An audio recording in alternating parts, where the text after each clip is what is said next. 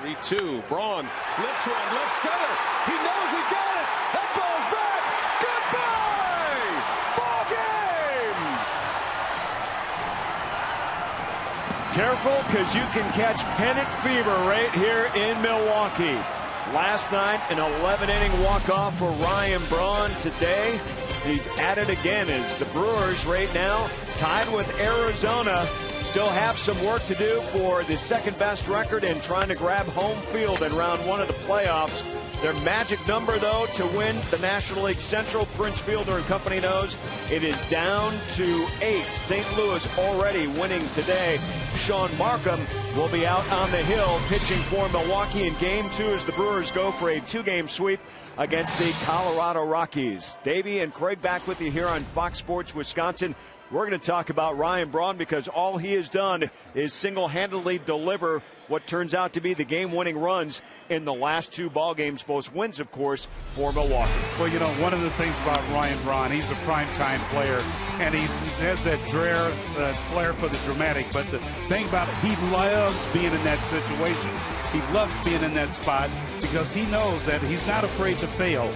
And this guy, more than often, produces. Well, a star was born back on May 25th, 2007 when he made his major league debut. And these numbers will tell you something real simple here. He ranks in the top 7 in almost every major offensive category. And he is still young and still ready to put up more massive numbers for Ryan Braun. From offensive stars to pitching stars, it's the bullpen bullies. B.A. and Rock explained that without them on Tuesday, there would have been no dramatics in extra innings.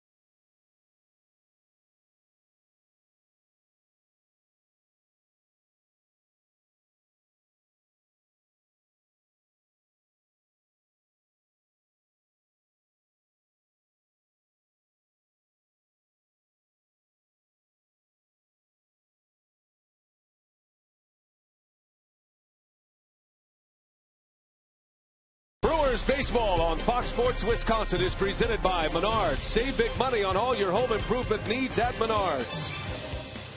By Triple Hops Brewed Miller Lite. Taste greatness. By AT&T. And brought to you by Toyota, proud sponsor of the Milwaukee Brewers and the Toyota territory at Miller Park. Clear skies up above, but a touch of fall is in the air. Pennant race baseball from Miller Park in Milwaukee. Sean Markham gets the ball for the Brew Crew tonight, looking for his 13th win.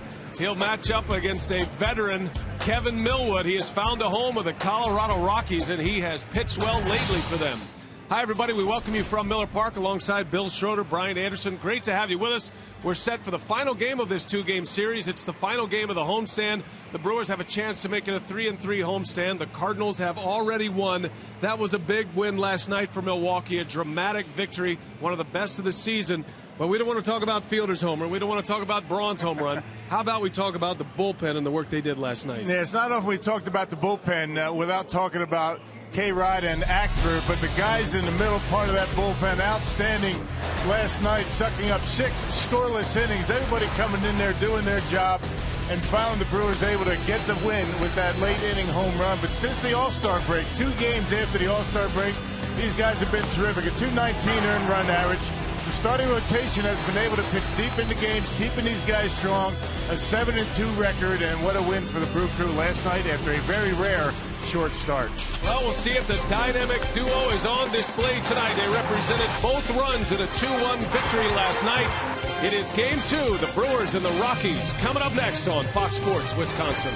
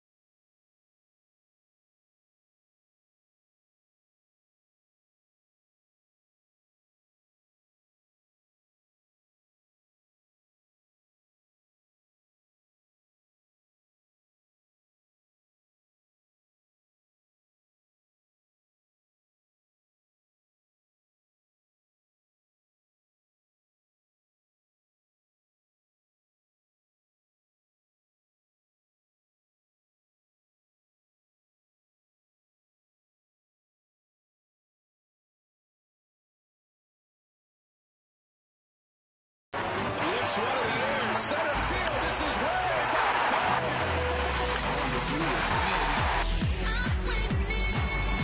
It's a dream come true and excited about the position we're in. All you do is win.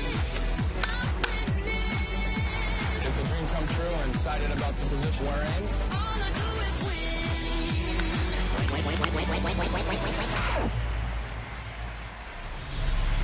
The showstopper, Ryan Braun, and what a moment he had last night. Another one of those moments that you think about when you talk about MVP in the National League. Braun hitting .329 to start play today. Jose Reyes is underway with the Washington Nationals. He's 0 for 2, so we're keeping a close eye on that batting title race as the Brewers try to make it a sweep of a 2-game series against the Colorado Rockies from beautiful Miller Park.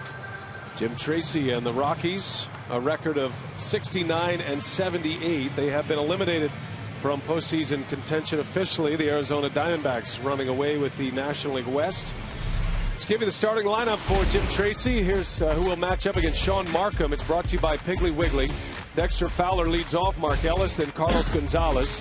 Jason Giambi, Seth Smith, Jordan Pacheco in the middle of the order with Willeen Rosario, Thomas Field, and Kevin Millwood.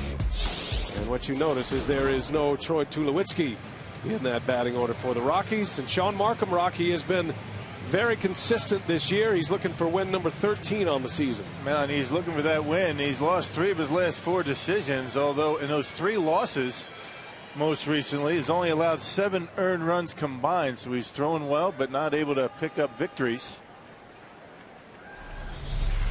Check the defense for Milwaukee behind Markham. It's Braun, Morgan, and Hart. The infield is McGee, Betancourt, Weeks, and Fielder. Jonathan Lucroy does the catching. And the first pitch swung on and fouled back. Away we go from Miller Park on a Wednesday night. Another good crowd expected here to see the Brewers off on their final road trip of the season beginning Friday in Cincinnati. Troy Tulowitzki left last night's game with a hip injury and not in the starting lineup here tonight. Yeah, Tulowitzki and Todd Helton, neither one of those two in the starting lineup, so that's a bit of a break for Sean Markham. A swing and a miss, 1-2 on Fowler. Todd Helton still nursing a back injury, and it's been on and off with Helton. He left yesterday's game, although there was not an injury report during the game about Helton's departure, but not in the starting lineup today. 1-2, and Markham misses a little bit low. The switch hitter Dexter Fowler, he's been a hot hitter lately, hitting for a .370 average over his last 11. That includes a 1-for-5 night last night. Had a couple of strikeouts against Zach Greinke last night. A 2-1 victory for Milwaukee in 11 innings.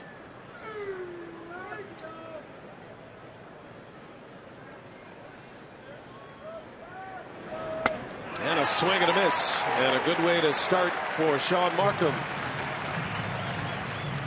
Yep, tying him up inside on the fastball up and in, and Dexter Fowler not able to get a piece of it. Might have been off the inside corner, but a good pitch by Markham. A good command of that fastball. Hasn't made too many mistakes with that pitch lately. Now one gone for Mark Ellis. I think, like the Brewers, you look at last night's game, the Rockies felt like they had a number of opportunities lost. They had men on base a great deal, especially early. While Greinke was in the game, the Rockies stranded 6 base runners through the first 4 innings. Zach was able to go 5. A high pitch count made it just a 5-inning start. But when it was all said and done, Greinke just gives up 1 earned run and strikes out 9 batters in his 5 innings last night. And for the 11 innings, the Rockies stranded 9 base runners and were 1 for 11 with runners in scoring position. And neither team very good in that category last night. Not much offense last night. Pitchers duel with missed chances for both clubs. And as Rock mentioned in our open, the bullpen picking up 6 innings of shutout baseball last night before Braun's dramatic home run. John Axford, the first time in his major league, or I should say the first time this year, he's thrown 2 innings. In a non-save situation. Cameron Lowe picking up the win. 5 different relievers going for the Brewers, eating up 6 scoreless innings. After the game last night, Ron Renicky said that Francisco Rodriguez would be his closer tonight. But today, Axford said he was good to go. We'll see how the manager wants to work it at the end of the game if it gets into a save situation. And a rare occasion, Renicky has found himself in this position whether to determine whether Axford has been available. The Brewers have been able to put up some big numbers offensively. And hopefully his history will continue. I can think of only one other time since K-Rod has been a member of the Brewers where Axford wasn't available. As Ellis pulls one through the hole, a base hit. And the Rockies have a base runner with 1 away.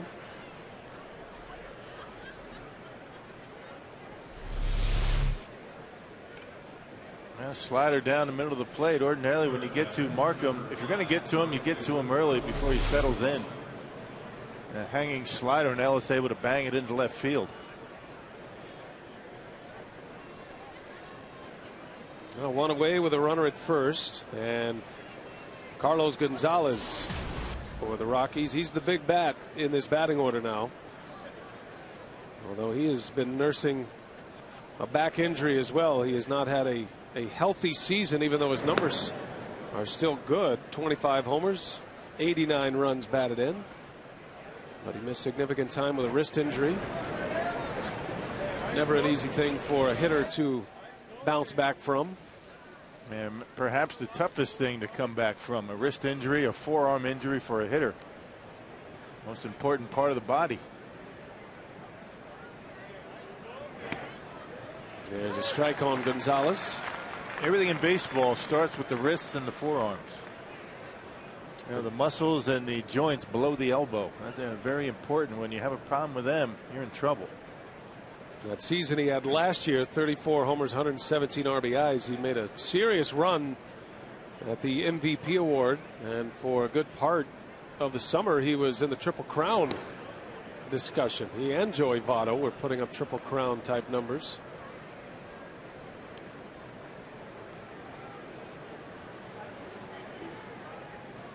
Giambi on deck, getting the start at first for Helton tonight.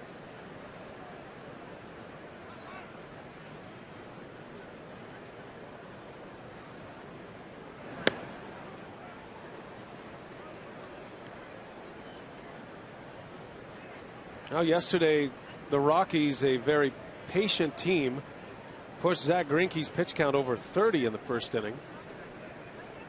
Markham is a strike thrower. But this Colorado lineup, even without Tulowitzki and Helton, it is a philosophy of the Rockies.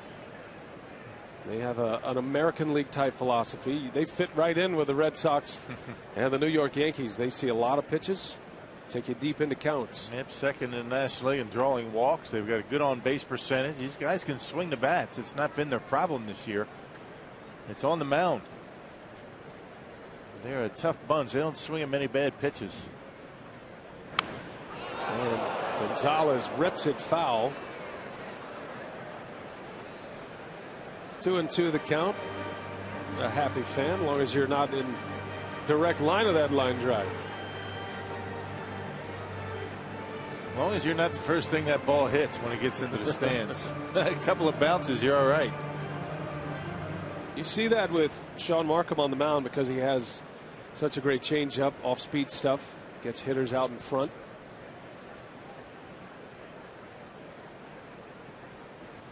Mark Ellis at first. Gonzalez lifts one in the air, foul territory in the seats.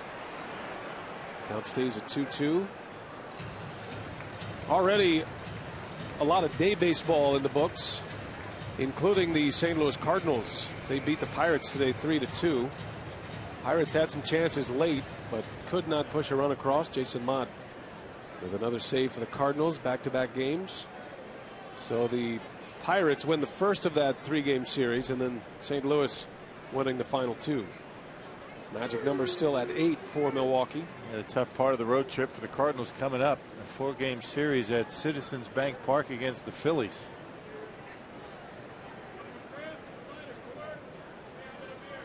And the Phillies have not sealed up their division title yet. They're close, but not quite there yet. Swing and a miss. Gonzalez strikes out Sean Markham with 2 Ks. And punching out a good hitter in Carlos Gonzalez. Yeah, that's a big swing with 2 strikes. The changeup, well located, down and away. And Markham, that's his go-to pitch when he's in trouble. And Gonzalez with a big swing comes up empty. Now 2 gone, a runner at first still, and it'll be Jason Giambi. Yeah, Giambi with excellent numbers against Sean Markham in his career. 6 for 12, and 3 of those hits homers. And probably one of the reasons why he's in the lineup. Even last night's starter, Zach Greinke, Giambi had 5 home runs career against Zach. But Giambi not in the starting lineup. Giambi now in his 17th year in the big leagues. Mostly used off the bench, a pinch hitter, but occasional starting nods at first base, spelling Todd Helton.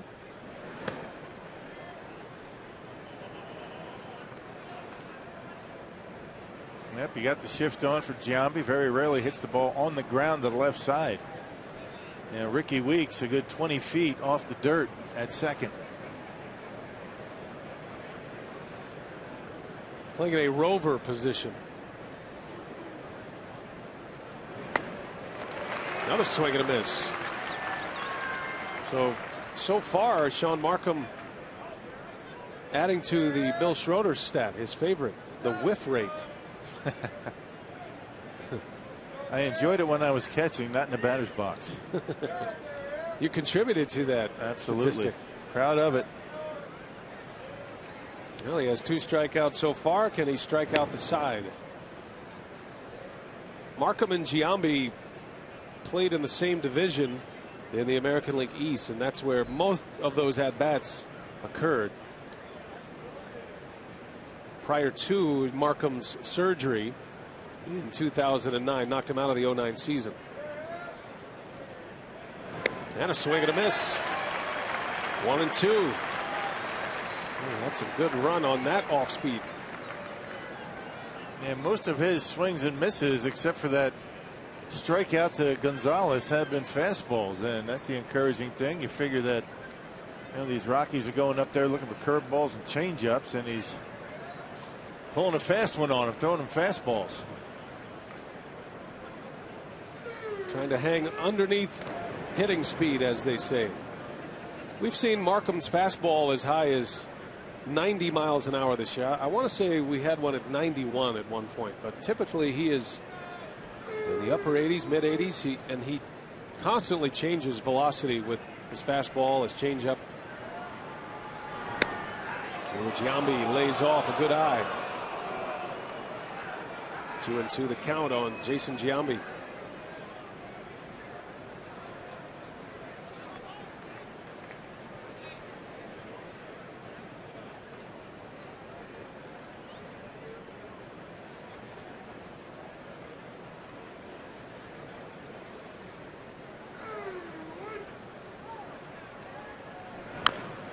Little tapper, fielder, nice easy hop, and the side is retired. Good first inning for Sean Markham. 2 strikeouts to get us going tonight. Brewers and the Rockies, game 2. The Brewers are coming up against Kevin Millwood.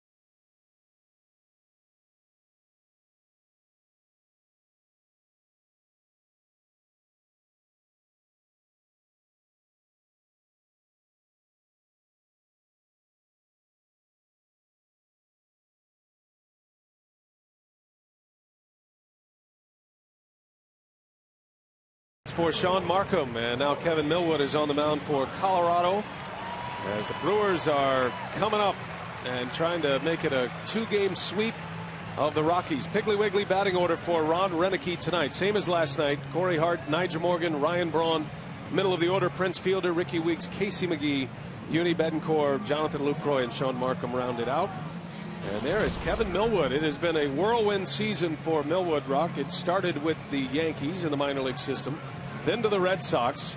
He finds a big league home with the Colorado Rockies. Yeah, August 10th they picked him up. Last year, 2010, a miserable year for him. 4-16, a .510 earned run average as a member of the Baltimore Orioles. But so far this year, not too bad. 2-2 at .379 earned run average in 6 starts. And defensively behind Millwood, a ground ball pitcher. You got Smith, Fowler, and Gonzalez in the outfield. Pacheco, Field, Ellis, and Giambi around the horn with Willeen Rosario. Good-looking young rookie catcher behind the plate. Well, the Brewers have a pretty good book on Millwood. His pitching coach last year in Baltimore was Brewers' current pitching coach, Rick Kranitz. And there was plenty of discussion about Millwood and how he wants to approach the opposition. As Hart goes down the line, a fair ball. That's going to go to the corner. Corey Hart on his way to second base, thinking about third, and he's on his way. Here comes a throw, not in time. Corey Hart with a leadoff triple. Now Seth Smith having a lot of problems down in that corner, and that allowed Corey to get the triple. We don't see many down the left field line going for 3 bases.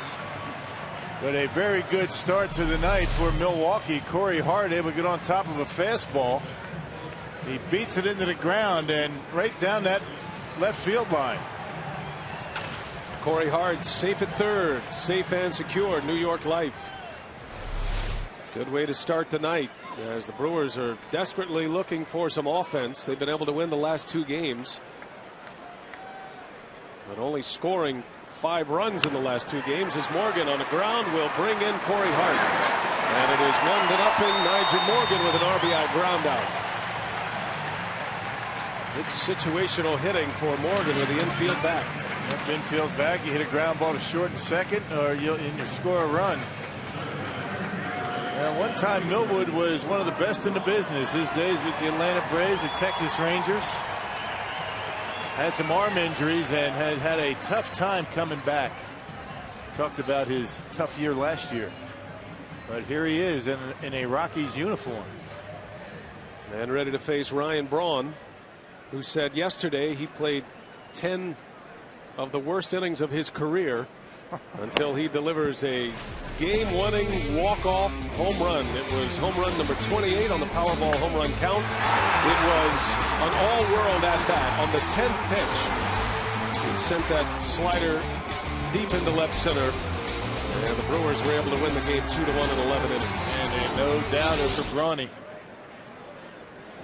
Worst 10 innings of his career. He said he swung at pitches in the dirt. He wasn't seeing the ball well. He actually brought up the fact that he misplayed a ball in left field that led to the Rockies run. But the great thing about baseball, there's always a chance at redemption, and Braun came through in a big way last night. And if you're Kevin Millwood, having watched Esmil Rogers last night, I would imagine it's going to be a steady diet of breaking balls. Yeah, problem is Millwood doesn't have that power slider like Rogers. Rogers threw it hard. Millwood does not. You know, Rogers with 95 with his fastball, slider in the 87-88 range, much different from Millwood. 1-2 on Braun. Slow curveball, ripped left field. This is hooking. Is it fair or foul? Foul ball. Braun just out ahead of it. He threw him the curveball that time. Brawny just couldn't wait back long enough. He got the bat head out on it. Well, fastball at about 88 for Millwood. Slider and the curveball right here, and he hung it. And Brawny hooks it foul. Sigh of relief for Kevin Millwood. The Braun and Fielder with solo home runs last night, representing the 2 Milwaukee runs. Great tandem, and every time Braun and Fielder do something like that, you can't help but think about the great tandems in Milwaukee baseball history. Hank Aaron, Eddie Matthews, Paul Molitor, Robin Yount. And they rank right up there with them. Absolutely. 3 balls, 2 strikes. Ryan Braun working at full. You could drop, and we have the context of a Hall of Fame career to look at Molitor and Yount, but drop any single season with Matthews and Aaron and Molitor and Yount, put it together with this season that Fielder and Braun are having together as a tandem, and be hard pressed to find more success than these two. As Braun gets sawed off a little bit over his Fowler, and he's got it for the out. And they've been doing it every year they've been together. So 2 gone for Millwood, and here comes Prince Fielder. I was doing an interview earlier today for Turner Sports for the postseason, and Fielder has not talked about next year, beyond next year very often, but today more pointed comments that I've ever heard from Prince. He said he is not feeling like he will be back in Milwaukee next year. He thinks it is unrealistic that he will return to Milwaukee in a Brewers uniform. I think everybody around Milwaukee, everybody around the club realizes that it's going to be tough to sign Prince. He's going to be a highly sought after free agent, but hey, you never know. I mean, you know, think of last year. Remember the curtain call that the fans gave Prince? You know, Maka took him out of the ball game. Everybody thought he was not going to be back for this year, so you never know. As Fielder bounces one to second base, and the side is retired. 1-0 Brewers. RBI ground out by Morgan. We head to the second.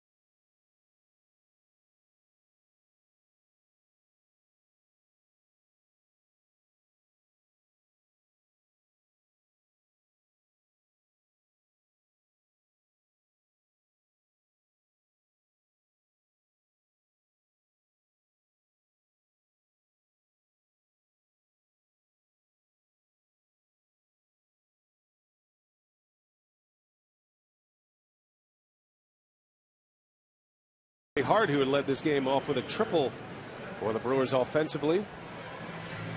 And top of the second, Sean Markham back on the mound. And Rock, you take a look at what he's done lately. His last 6 starts, he has 3 losses in that group, but an earned run average under 2. Yeah, if you talk about it, he's only given up 7 earned runs in those 3 losses. He's been terrific. I mean, Markham has done everything that he has been asked and more, and particularly good on the road away from Miller Park. Yeah, Markham has been virtually unhittable, 7-3 with a 231 earned run average, and not too bad here either. A 5-3 record. Seth Smith leading off for Colorado. Smith hitting out of the 5-hole tonight. Yesterday he hit 6 with Tulowitzki and Helton both in the original starting lineup.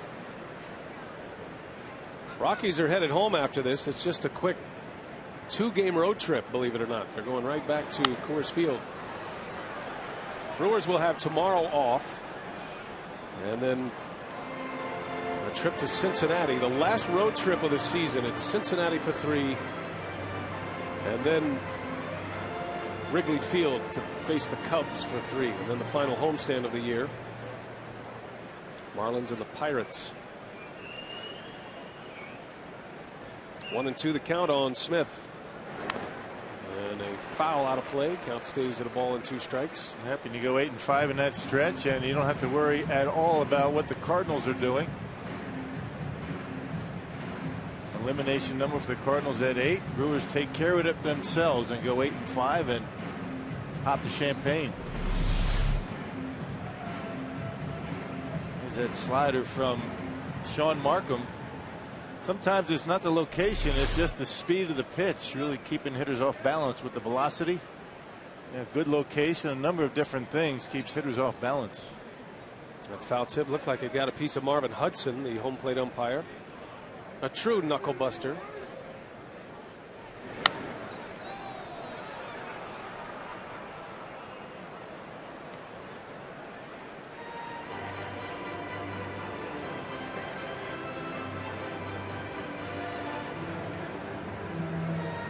Markham with a couple of strikeouts in the first. Brewers are set up for the Red Series with Wolf and Gallardo in the first 2 games, and not ready to announce who will pitch the 3rd game of that series on Sunday. You don't see many off days the way the Brewers have it lined up. 2 off days in the same week. Really 2 off days in a 4-day stretch for Milwaukee in September. Most teams are playing every day at this point. Well, making up for a rough second half schedule early on. Bouncing ball to Weeks, and the fielder is there for out number 1. And when you think about it, these are the times when you really want the days off. You know, the dog days, you're trying to clinch a pennant. You want to keep your players strong. You can set your rotation. You can take out your number 5 guy if you want out of the rotation. Brewers in a very good position. All they have to do is continue to win. They've won 2 in a row. 1 gone for Jordan Pacheco. Coming up from the Rockies minor league system. So AAA Colorado Springs, a bunt. Lucroy makes the play in time for the out. 2 gone. Hey, we talked about Jonathan and his defense.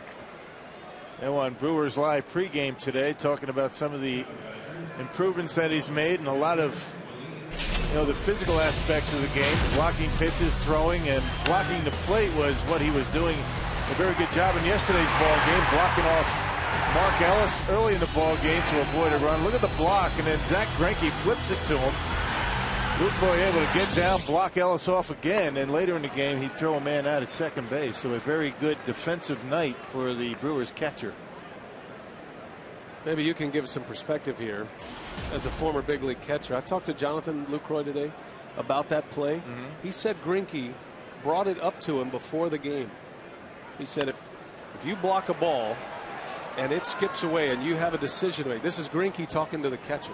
Yesterday. This is before the game yesterday. That's kind of strange. He says if it skips away, I want you to stay put. I'll come off aggressively off the mound. We'll see if we can make a play. And it happens. Are you sure you didn't say this is going to happen? Can he see the future? He might be able to see the future. How often does that happen? But yeah, I mean, it's almost, they worked it as though they knew it was going to happen. And they played it beautifully. Lucroy got a crystal ball. He said that as he was still on his knees blocking the ball, Greinke screamed out to him, "Stay there, stay there." I mean, that's pretty impressive for a pitcher, not only to have the idea that it could happen, but to be able to be athletic enough to communicate and then make the plays. That's impressive. Yeah. A strikeout for Markham, 3 up, 3 down, second. He has 3 Ks through the first 2 innings. And a good start. The Brewers lead 1-0. Milwaukee coming up. Weeks.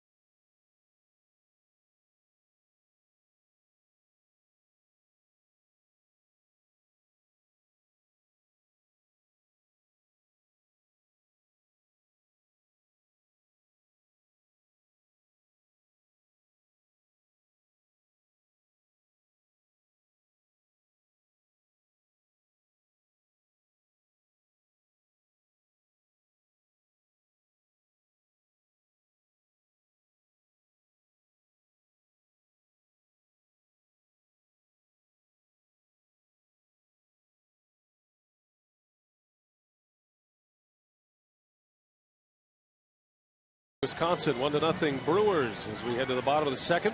And a reminder, you can click on the Fan Zone tab on the FoxSportsWisconsin.com homepage. You can win prizes like team merchandise, game tickets, unique fan experiences, tech toys, and more. If you're not a member, join now. It's fast and free, and it's all at the Fan Zone tab, FoxSportsWisconsin.com. 1-0 Crew on an RBI groundout from Morgan. And Ricky Weeks will lead off back in the starting lineup. Ricky a little bit hobbled running yesterday. He was unable to score on a double in the gap from Casey McGee. But I think the important story to that is the fact that he came to the ballpark today, told his manager, I feel great. I'm ready to go. I feel normal. He's not running at 100%, but he had no unusual pain, no swelling, and that injured ankle looks to be intact, and he'll get an off day tomorrow as well. Yeah, he might not be 100% all year, but the fact is it's good to have him back in that lineup because the Brewers certainly need him. This offense has been sluggish, and the Brewers have won since once he went on the disabled list, but you can point really to the pitching for most of that. Brewers need Ricky Weeks to be swinging the bat well into the postseason.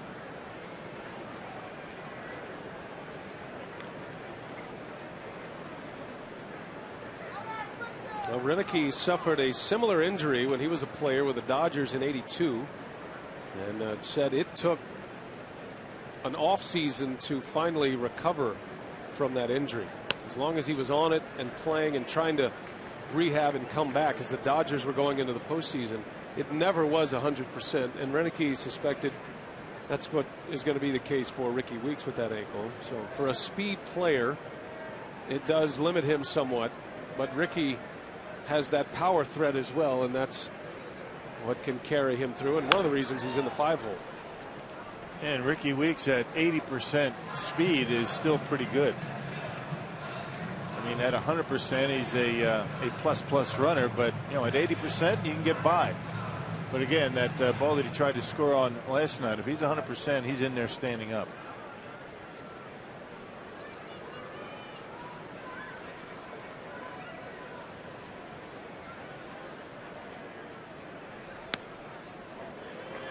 Full count on Weeks. And Millwood throwing a bit of a cutter out there. He's got two-seamer, the cutter. They throw a slider and a curveball. He hung that curveball to Ryan Braun and hasn't thrown one since.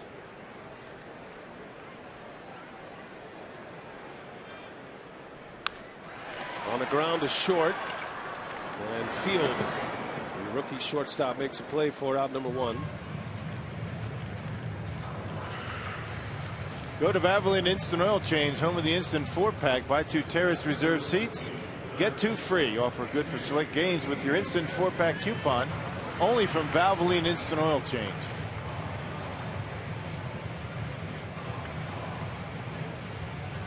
Now Millwood with 1 away. McGee coming up. Casey with a double yesterday. He was 1 for 4. He lined out in his final at bat. Now that Weeks is back in the starting lineup, you figure McGee will be dropping down into that 6 hole. Weeks will probably stay in the 5 spot in the order, especially without the running game is a big part of his game. But it does give Ron Renicky some options as Weeks gets back to 100% and he'll play every day. Renicky has a versatile bench. Guys like Jerry Hairston who can play the infield and the outfield. Hairston can play third. Got Taylor Green. You might end up seeing a bit of a platoon. We'll see how it moves forward. Not tonight with a right-handed pitcher and a right-handed hitter, but there could be a scenario when Taylor Green would get at bats against right-handed pitchers as a left-handed hitter. Yeah, Ron Renicky is giving Casey McGee every opportunity this year to turn things around, and he has shown signs that he's looking to break out of it, and then he'll fall back a little bit. Very encouraging his first time up last night, but that was his only hit. Brewers are going to need some offense, no matter who it comes from.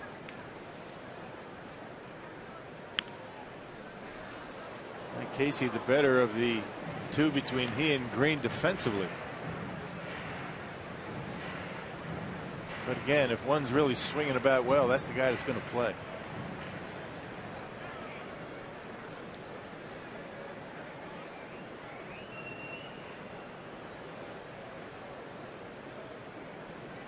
2-2 on McGee. 3 of the 4 outs for Millwood on the ground so far. And when he's right, he gets a lot of ground ball outs. He's a guy that's had to change his game a great deal. Power pitcher. He was one of the toughest in the league when he was a member of the Braves.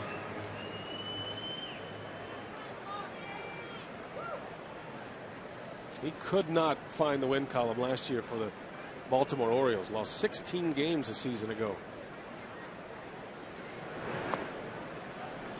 Yeah, when he was younger and he was in his heyday, he was getting his fastball up into the 95, 96 range with that hard power slider, and that was pretty much all he needed. Change up and curveball once in a while, but it was basically 2 pitches that he was able to locate pretty well. A lot of injuries, just doesn't have the velocity anymore, and has had to come up with a couple of other pitches.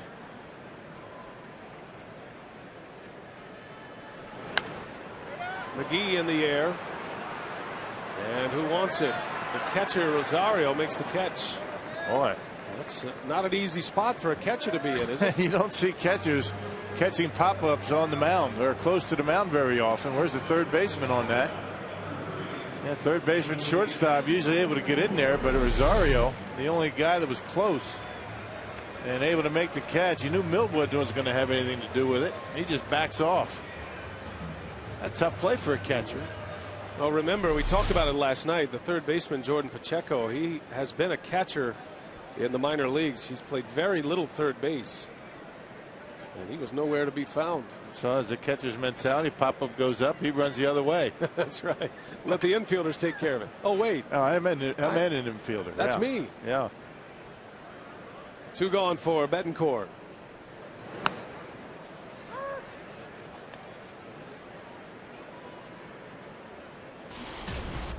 Now Uni at 250 coming in with 11 homers, 60 runs batted in. Was 0 for 4 yesterday.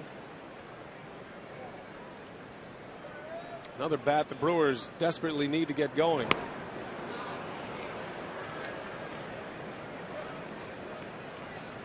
Well, as the bottom of the lineup struggles, you're going to see more and more pitching around Braun and Fielder when at all possible. Mostly Fielder.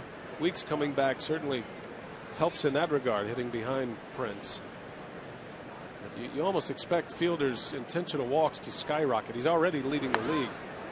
I can't imagine an opposing manager wanting to challenge Prince Fielder in any situation with a base open from this point on. I saw Charlie Manning with the Phillies. Every opportunity he had, he put him on first.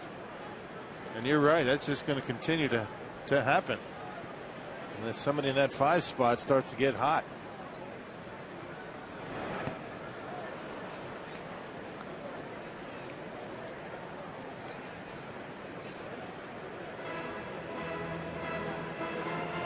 I think the Brewers feel like they're a good offensive club. The hitting coach Dale Swain believes they are in a slump right now. Collectively, they feel like this is a team that is a top 5 offensive club in the National League. Statistically, they are there. But the hitting coach would like to see a big push in the final 13 games. Yeah, you go through ups and downs, and you're going to have guys that are hot in the lineup, guys that aren't swinging the bat all that well. But you don't like it when just about everybody's, having a tough time up there at the plate. And right now, that seems to be the case. Corey Hart's been swinging it pretty well. Yeah, Brawny. Yeah, Prince showing signs yesterday of snapping out of it.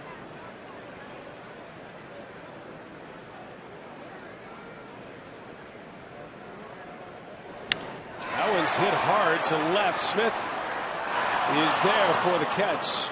A roundabout route, but Seth Smith hauls it in for the out. And the Brewers are retired, 3 up and 3 down. We go to the third, 1-0 Milwaukee.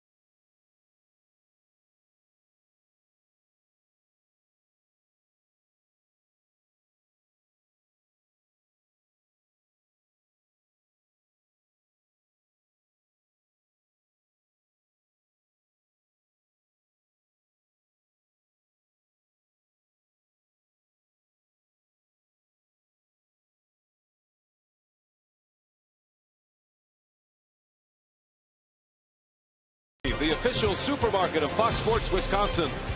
By Ho Chunk Gaming Wisconsin, your ticket to more.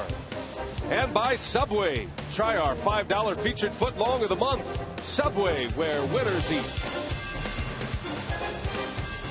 Beautiful sight. Another good crowd tonight. Boy, they just continue to file in. These great fans in Milwaukee.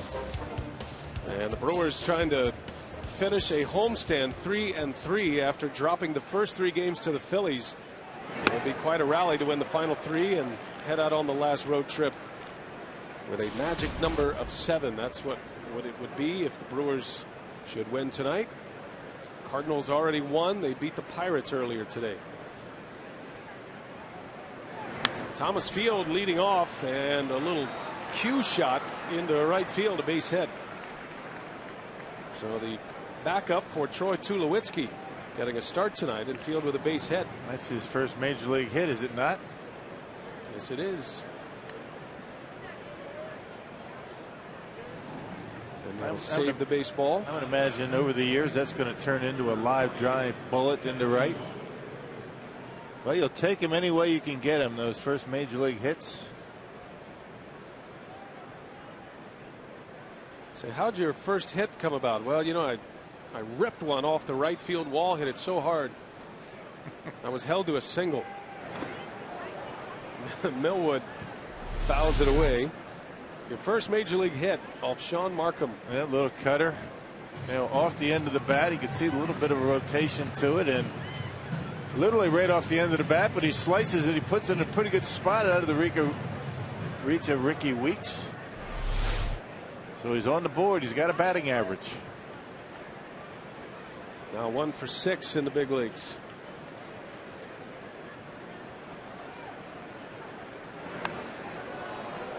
Markham coming in there again, and it is 0-2. And Millwood not looking very comfortable up there at the plate. Millwood has plenty of experience bunting and getting his turns at the plate with his time in Atlanta, but as far as technique goes, bunting style, to put both feet square to the pitcher, I always felt that that's a tough way to bunt. He's moving up in the box to give himself a little bit more room to keep that ball fair. Well, he bunts it. It's rolling. Fielder has to pick it up. That'll be a sacrifice bunt. Another rotation. It would have gone foul for a strikeout, but a sack for Millwood. Just hung on that grass, and Prince had no choice but to pick it up. So although the technique not that great, he's able to execute it and get that leadoff single over to second base. That wide open stance. Just to me, you're exposing things that don't need to be exposed around. Yeah, you're right. It already puts you in an uncomfortable position before you even see the pitch. Well, he's been doing it that way a long time. Yeah, you just usually just pivot on those the balls of your feet, and not very often. That used to be the old way to bunt. You move up into the box, you square your shoulders to the pitcher, and I guess they've found over the years that's not the best way to do it. I'm feeling a post-game instructional about this tonight. You think? Yeah, Davey was a pretty good bunter. Excellent bunter. I had a bit of a sore back. I don't know if I'd be able to do it. All those rundowns yesterday, huh? Yeah. That may have very well been the latest as far as time-wise instructional that we've ever had. Well, they're talking about an instructional curfew, but I'm not sure it's going to pass because they're so popular and you do such a great job teaching, well, you and Davey. You can't have the curfew. It's the Rockies' last time in. Good point. Has to happen. Yeah, that instructional went down about 11:30 last night. Yeah. No problem. Markham's got it, and now he's got the runner in a pickle between third and second. And Markham missed him the first time. Long run down here. The Brewers not executing this all that well. Lucroy makes the play, but it allows Fowler to go to second base. Well, if they had watched our instructional last night at 11:30, that would not have happened. That's not a very good rundown. That's a terrible job of, you know, Markham does the right thing. He grabs it. He runs at field between second and third, and then all of a sudden things kind of unraveled, and You know, the job as a base runner in this situation, once you get caught in a pickle, to stay in that rundown long enough to allow the base runner to advance, and that's exactly what he does right here. Now Dexter Fowler is able to get into second base, but Lucroy, you know, makes the tag and once again blocks off third base. Not supposed to do that, Jonathan, but it worked. It should only take one throw to get a runner in a rundown. That took too many. Field showing a lot of quickness and a good job on the base runner's part to stay in a rundown, and allows Fowler to second base. On cue with our instructional last night. I think the late hour of the instructional, you might have lost some audience there with the Brewers players. Right. Now, very similar speed, the instructional last night. That's what you're talking about. One throw, right? Yeah, one throw. You run, you get the runner going at a pretty good clip, and then the guy at the end, you throw it. He kind of takes a move in toward the runner, and that's all it should take. No. Right about there. I'm thinking right now about that crew party last night. I was thinking, I've got a Miller Lite waiting for me. Let's get this rundown over, and I'll see you tomorrow. We thank the Underwoods. They were our special guests, our auction winners, participating in our instructional last night. Yeah, they had quite the night. Fun. Were there any injuries from the rundown last night? Notice Davey didn't really dive in there in an active physical role during the rundown. You really don't need 4 for a rundown. Of course, the Brewers did there. But there's a drive right field line. That is a foul ball by inches. Mark Ellis almost tying it up here in the third inning.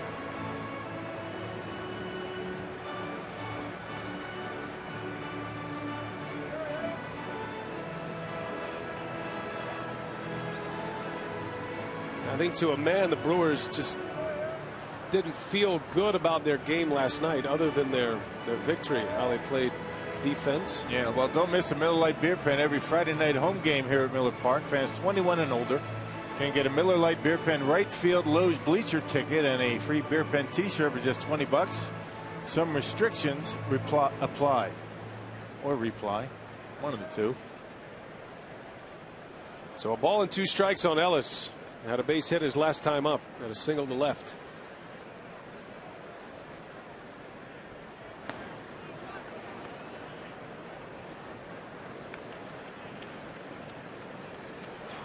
Ellis has done a nice job for the Rockies. When they made the trade, they hoped to solidify the middle infield. Ellis started the season with the Athletics, and it was Ricky Weeks' brother, Jemile Weeks, who came on with such a charge.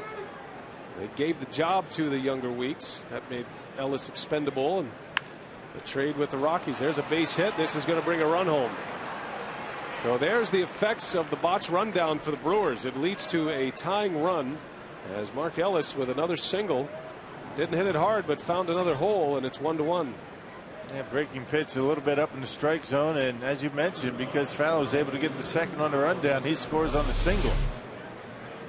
See that breaking ball off the plate, but up in the zone, and Ellis seeing the baseball pretty good against Sean, and drives in the first run for Colorado, tying it up. A 2-out RBI single.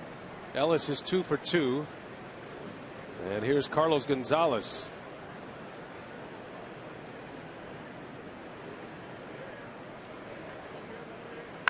And that one is ripped deep into right center, not coming back. A mammoth home run for Carlos Gonzalez, and the Rockies have the lead just like that. 2 swings of the bat, and Colorado is out in front 3-1. Yeah, that's quite a big fly right there for Gonzalez. Those are the kind of swings he was taking his first time up, but coming up empty. Able to zero in on the fastball this time. It was supposed to be away. Markham left it middle in. Watch Lucroy reach for it over the plate. That's never going to end well for a pitcher. And Gonzalez gives the Rockies a 3-1 lead. All coming with 2 outs.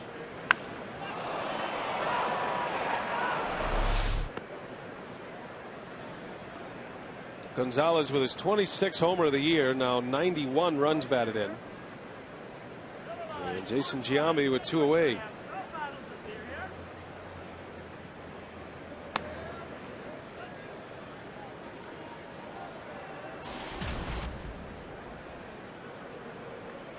Giambi bounced out to first in the first.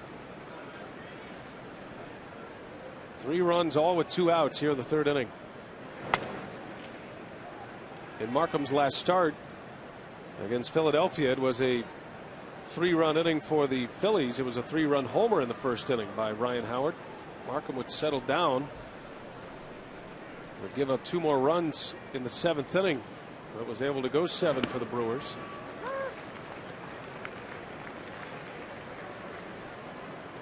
Man, home runs really haven't been much of a problem for Markham. That's the 19th he's allowed. Not bad for a guy that relies on, keeping the ball down, doesn't have the big velocity.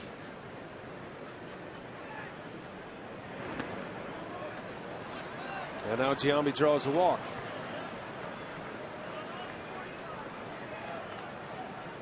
So an inning that has gotten away from Markham.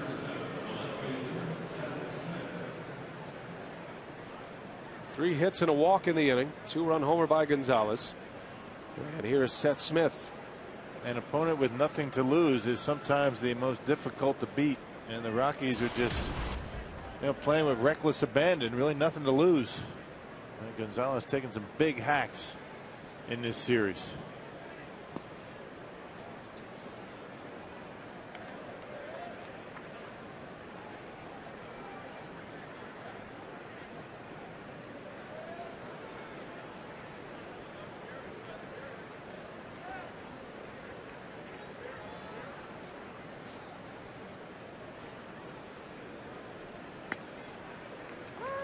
Ball and a strike on Smith.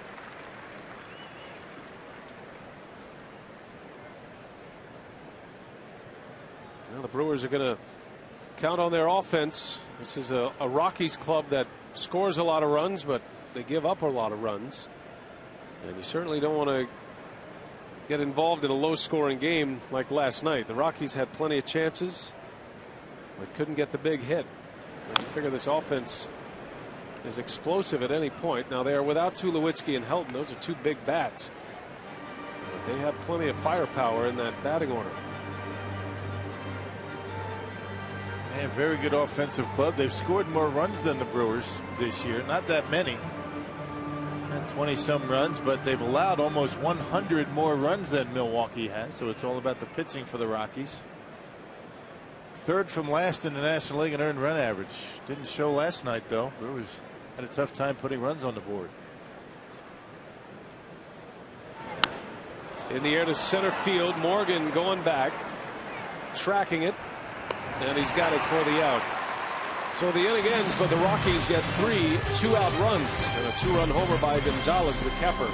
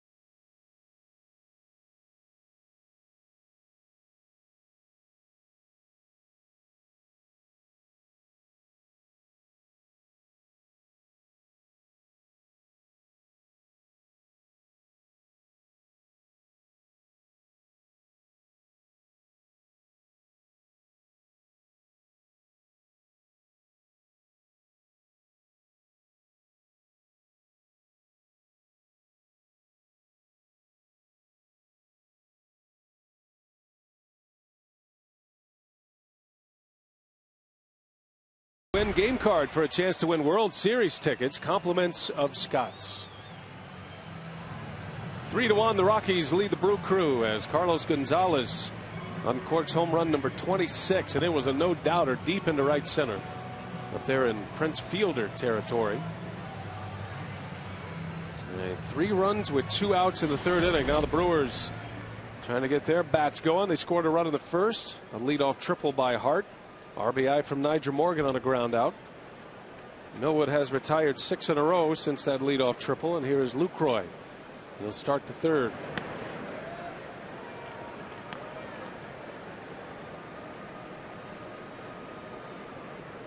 It looks like the Brewers have a very good catcher coming up through their system. It is tough to develop catchers these days. It is one of the most prized commodities in a minor league system. Mike Matheny was the last catcher that came through the system and started. That's been a while for Milwaukee prior to Lucroy's emergence. It's the fastest way to the big leagues as a position player. And yet there aren't a lot of talented catchers across baseball. That is the one area, you know, when you talk about trades, you get to the trade deadline. It's one of the reasons why the Yankees, you thought, were in such a great position. They had 2 top flight catchers in the minor leagues. Well, the guys in the big leagues are the ones that can handle themselves behind home plate and can hit. You've got some guys down in the minor leagues and guys in the big leagues that handle themselves pretty well. They can block and throw, call a game. Well, they have a tough time swinging the bat. It's the guys that can do both. Those are the ones that stick around in the big leagues a long time. Those are your starters. And Lucroy has a chance to be one of those guys for a long time. Usually the first guy at the ballpark. He's diligent about the defensive side of it, calling the game planning with a pitcher. There was a point in time when he was, struggling blocking balls in the dirt that he would take about 15 or 20 right before game time down in the batting cage and preparing himself for the game. That's something you don't see catchers do a lot of. You see infielders take ground balls, outfielders take fly balls, but very rarely do you see catchers block balls in the dirt. Lucroy in the right, pretty well hit. Gonzalez is over with room. And there is out number 1. It's something that's not a lot of fun to do, which is why you have a tough time sometimes finding young kids wanting to be catchers. It's not a real glamorous position. Buster Posey, after his injury, that gruesome ankle injury, knocked him out for the season. And the question was posed to him, if he had to do it all over again, because he played in the infield at Florida State. Buster Posey was a pitcher in high school. If you had it all over to do again, would you catch? He said, I never would have made the move to catch him. But once you're there, he loves the position. But there is some danger involved in that position. Yeah. Tough on the body. Foul tips. That's why very rarely do you see guys winning batting titles. From the catching position. Joe Mauer's a guy that's done it. Foul tips. You never really feel 100% once the season starts. And some of the greatest hitting catchers, and just right off the top of your head, when you think about great hitting catchers, you think about Johnny Bench, Pudge Rodriguez, of course, Joe Mauer, Piazza, right? And other than Pudge Rodriguez, all of these other players, there was constant discussion and movement to another position. Johnny Bench played a number of different positions, played 5 different positions in his MVP year of 1970. They moved Yogi Berra into the outfield. Piazza, they tried at first base, but he enjoyed catching. But it's the same discussion with Joe Mauer. You're trying to protect the bat because catching every day knocks you out of the lineup, prevents you from hitting every day, and you have to deal with those dings and nicks. The Brewers have a good one in Lucroy, just 25 years of age. And nobody gets hit with more foul tips than Lucroy. Not anybody in baseball. Now, why is that, Rob? I don't know. Bad luck? Just unlucky. Just his year, huh? I mean, George Gutaris will catch 8 innings. He'll come in there second pitch and he'll get one right between the eyes. Did you see the foul ball last night? The sparks? Yeah. How's that happen? That was incredible. Never seen that before. That was in Detroit. That was magic. A leather ball hitting metal, creating a spark. That's a head scratcher.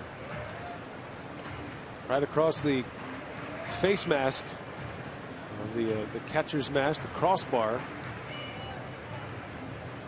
Coming in hot. Never seen anything like it. No.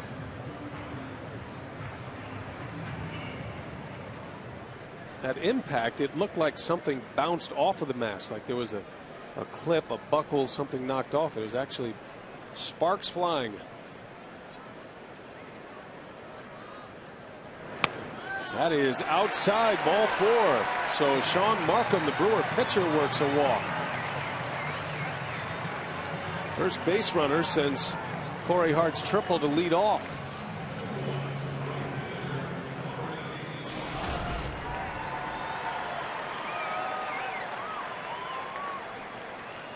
Markham's 4th walk of the season, and it gives Corey Hart a chance to tie it up with one swing of the bat.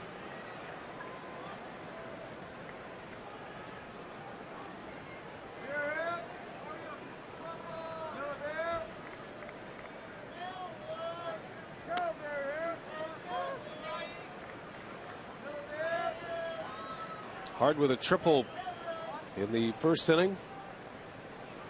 Drove it right down the left field line. It got tucked up in the corner down the left field line.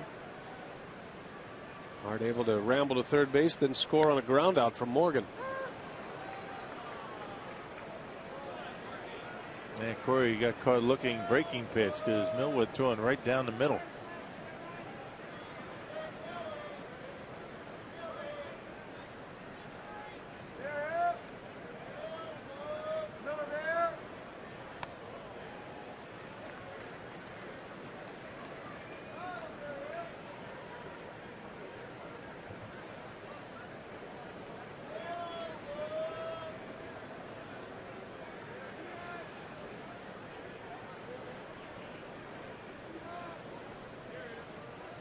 Ball and 2 strikes on Hart, and a swing and a miss. Down he goes. First strikeout for Kevin Millwood, out number 2. As a slider, you see that was a big time hanger at 82 miles an hour. Check it out. Right down the middle, about belt high, and Corey with a big swing comes up empty. Boy, that was a mistake. Corey would like to have that one back.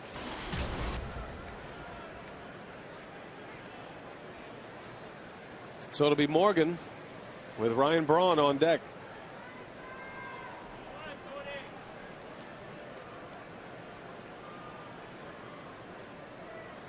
Well, the Brewers need a big hit, need to get this big crowd on its feet. Some excitement here. And when you're struggling offensively, it can get a little flat, a little stale. It seems like that, but it's just far from the case. I mean, guys are just pressing. Morgan into right field. That ball's pretty well hit. Gonzalez is back at the wall, reaches up and makes the catch. Nigel Morgan gives it a ride. If it's 5 feet to the right, it's a home run. In the wrong spot, and the inning is over. Brewers strand a base runner. Failed to score in the 3rd. A terrific play by Gonzalez.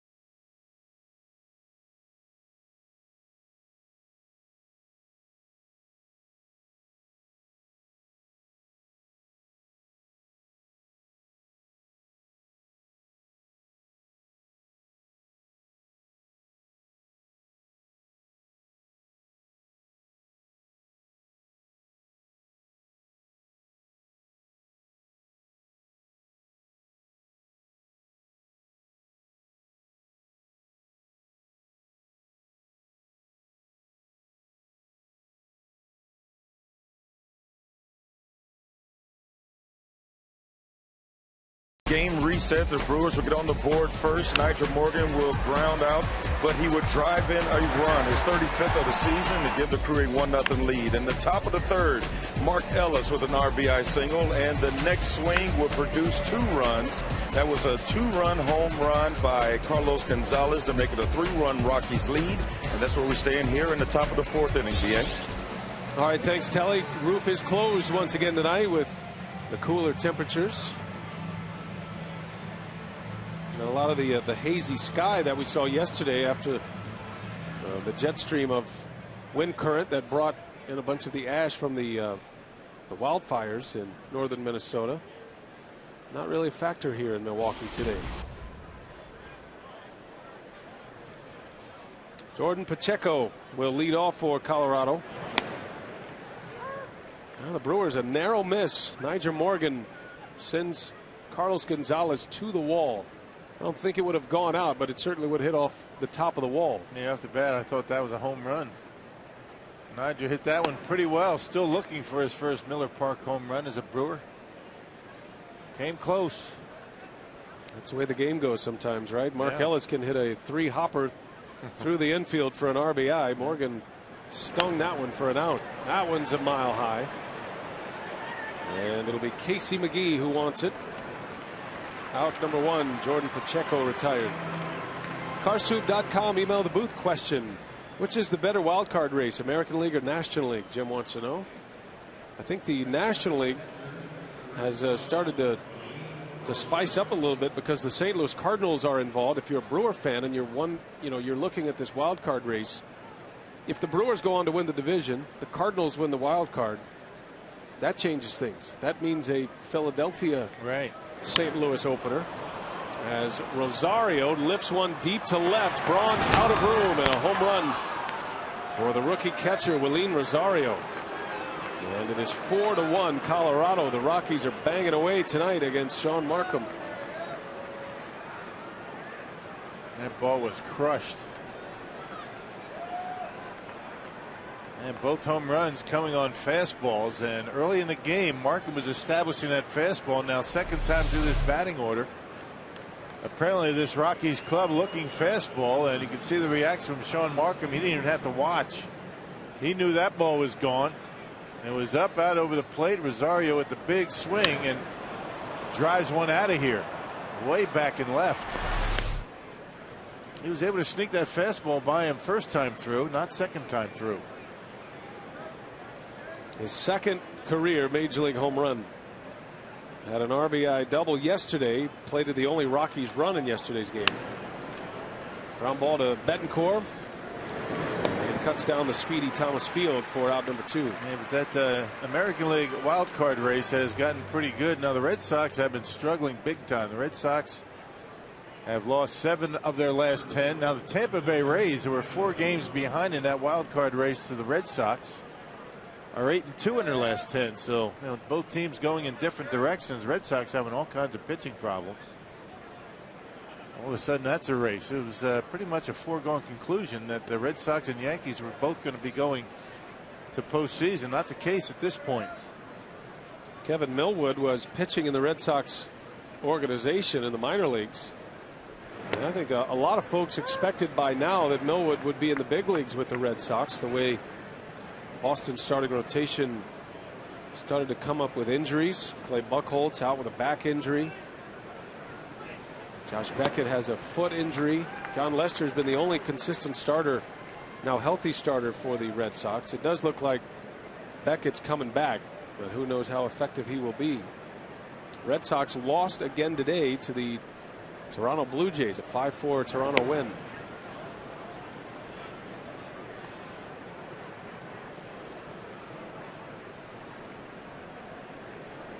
The Red Sox will open a series against Tampa Bay beginning tomorrow. That's a 4-game set with the Rays. But even though the National League wildcard race is a more sizable gap between Atlanta and St. Louis, the Braves up 4.5, and Atlanta has, I think, gone through their slump. I think they're going to bounce it back, but they have trouble in their starting rotation as well. But the Braves have the Mets coming up. Braves won earlier today 4-1. And the Cardinals have the Phillies for 4. Cardinals have the Phillies in Philadelphia. And not to say that they can't beat Philadelphia, but their task at hand much tougher, you would think, than the Braves.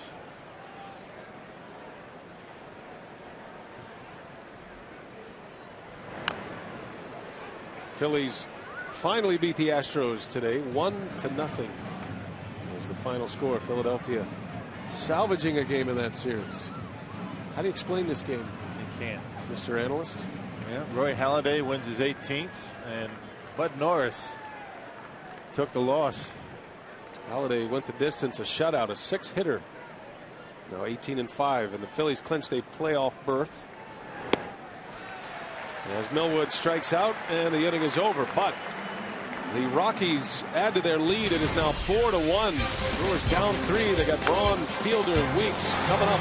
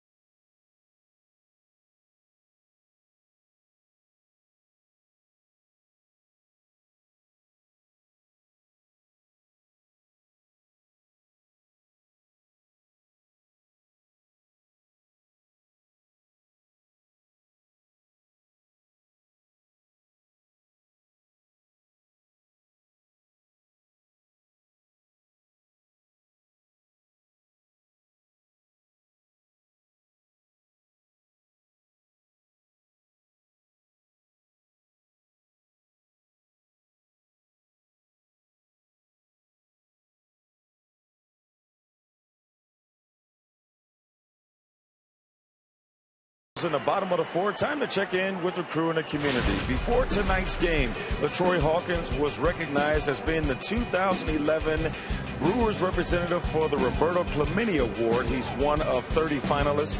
Then the national winner will actually be announced during the World Series, and this is an award that recognizes contributions on and off the field. As you take a look at what LaTroy Hawkins has been a part of this season, over 7 different organizations and initiatives that LaTroy Hawkins has been a part of, and that is one of the main reasons he has been nominated the 2011 Brewers nominee for the Roberto Clemente Award. BA. And it is Roberto Clemente Day all across Major League Baseball, honoring one of the legends of the game, and not just for his work on the field, and he had a Hall of Fame playing career, but his humanitarian work as well. Congratulations to LaTroy Hawkins. Braun leads off on the first pitch, bounces out. 1 pitch, 1 out for Kevin Millwood. AT&T Trivia tonight from Miller Park. Who are the 3 members of baseball's 3,000 hit club not born in the United States? Clemente finished exactly at 3,000. He's one of them. We'll give you that on Roberto Clemente Day. It was the offseason after his 3,000th hit that he passed away on a humanitarian mission to Nicaragua. And nobody that ever knew Roberto Clemente, and talked to guys that have been around baseball a long time, and never had a bad thing to say about that guy, on and off the field, as you talk about the things he did around the community. And he did those things when being involved in the community wasn't as big a deal as it is today. The Brewers initiatives throughout the year, and just had a big heart. there wasn't the support from the organization. Not that they were against it, but there was no mechanism in place. He did all of that on his own and reached out on his own. We get a chance to visit with Steve Blass, who was his teammate for a decade in Pittsburgh. Blass is our colleague with the Pirates, and always great to hear Steve's stories of Roberto Clemente, playing together all those years in Pittsburgh.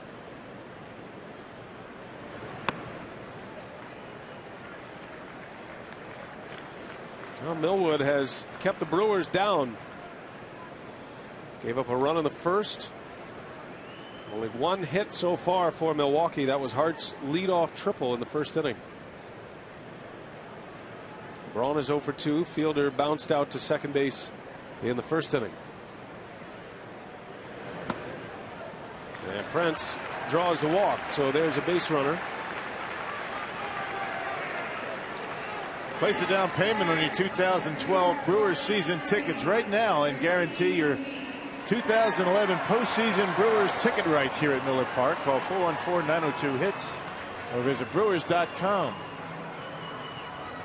Ricky Weeks, all-star second baseman, with a man on and one away.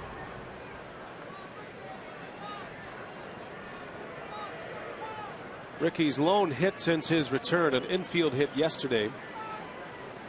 He was 1 out of 2 yesterday with a walk. He's walked twice and been hit by a pitch. Renick's been pretty quiet about giving his plans for Weeks. You know, this could be the night he tries to play all 9 innings with a day off tomorrow, but he certainly doesn't want to tip his hand about his plan for Ricky Weeks. Yeah, first already got 2 at bats. Last night 3 at bats and was taken out. Very encouraging that after Ricky has played in those couple of games that he's felt pretty good. This will be a big test for him, and tomorrow is another off day. You may see Ricky Weeks just go for it after tomorrow. Ball and a strike on Weeks, and a little chopper over to second. The only play is first. Weeks retired for the second out. Fielder does advance, but 2 men are out now for Casey McGee.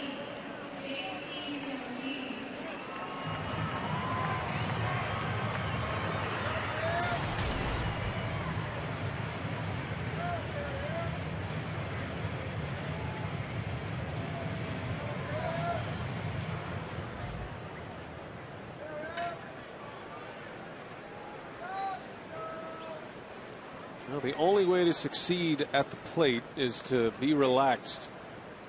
The old less is more theory. But as you get in a pennant race and as you move into the postseason, that's when it's imperative for the offense to step up and deliver as best they can, because the teams that are in the postseason, you're always dealing with great pitching. Teams don't make it to the postseason without great pitching. And the runs are at a premium as you move forward. Very easy to slow things down and relax in April and May. And relax in September when you're mathematically eliminated from postseason contention. But these are the types of at bats, even with a relatively comfortable lead from Milwaukee at 6 games. You start feeling the pressure a bit. You want to put an end to this race. And that's what separates really the good players from the players like Braun and Fielder. They can slow things down regardless of the situation. Well, over the last 9 games, the most runs the Brewers have scored is 4. They've done that twice. That has been their max. Covers the Cardinals series, the Phillies, and of course the Colorado Rockies.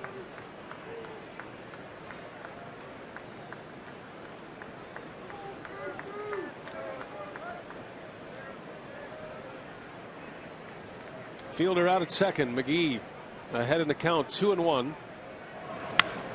And a ground ball right to short. Field makes a play. The Brewers unable to score in the 4th. Just 1 run so far. It's 4-1 Colorado.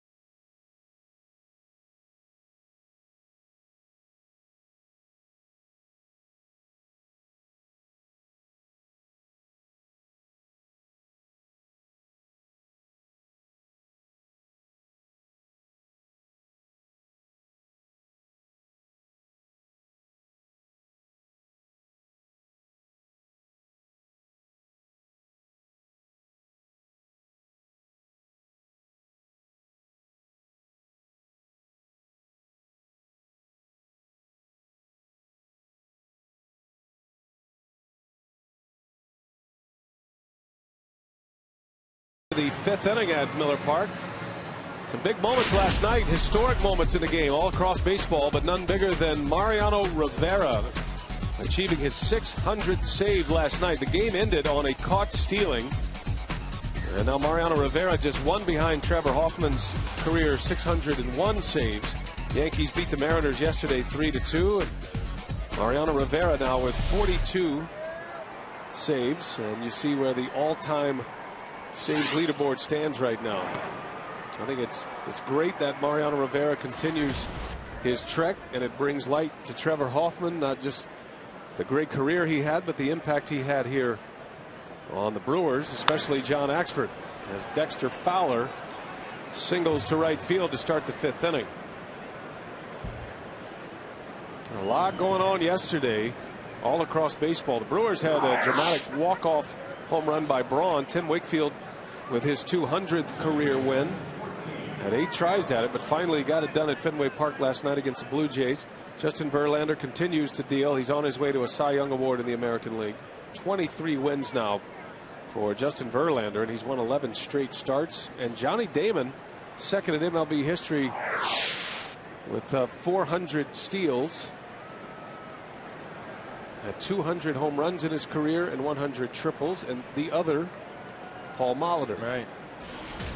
The Brewer Hall of Famer on that list. Yeah, a lot going on here as you get into the middle part of September. How about the Detroit Tigers, though? I mean, that was a race there for what, about 6 weeks ago. They've got a 12.5 game lead in that Central Division. Amazing. Now, we mentioned the Phillies clinched a playoff berth with a win over the Astros today. Halladay with his league leading 8th complete game. But the Phillies' magic number is still 4 to clinch a division title over the Braves. The Tigers actually have the lowest elimination number. It is at 3 to secure the Central Division title in the American League over the Indians. They won 12 in a row. They've won 12 straight games. They won today in extra innings.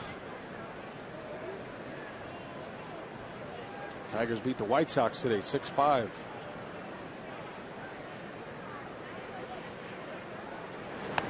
Pitch out, nothing on.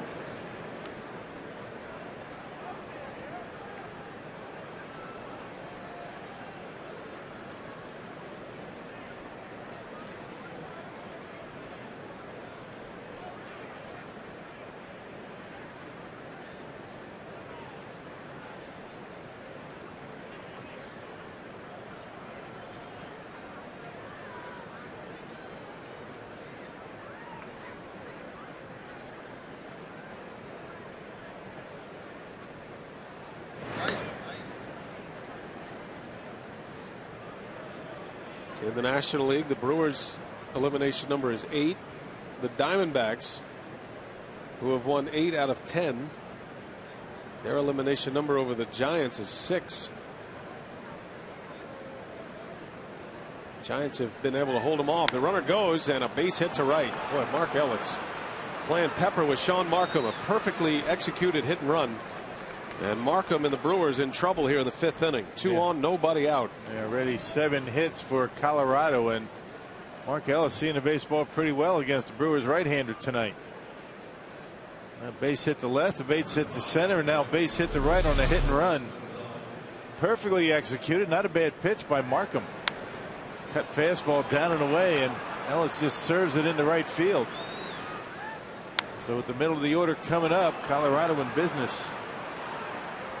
Ellis, his 3rd hit of the game, all singles, has 5 hits in this series and a walk. He's only been retired twice.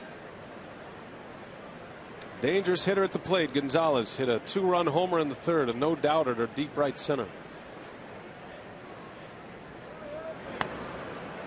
And swinging like he wants another one. Yeah, not too many hitters swing harder than Gonzalez up there at the plate right now. Every time he swings that bat, 100%. And he connected his last time up. Markham needs a strikeout. The Brewers will concede the run for a double play if Gonzalez should hit one on the ground. Another good cut. 0-2 the count. Take it back to the 3rd. Gonzalez unleashing on a fastball from Markham. And a no doubter right off the bat. Look where this ends up. 3/4 of the way up the bleachers in deep right center field. And missed his spot. Was supposed to be on the outside corner. Ended up middle in and did not get it back. Markham struck him out in the first inning and could use one here.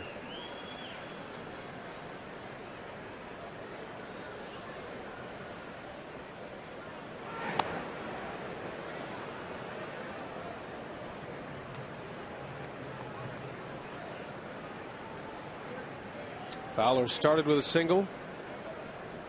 Ellis with a single on a hit and run. First and third, nobody out.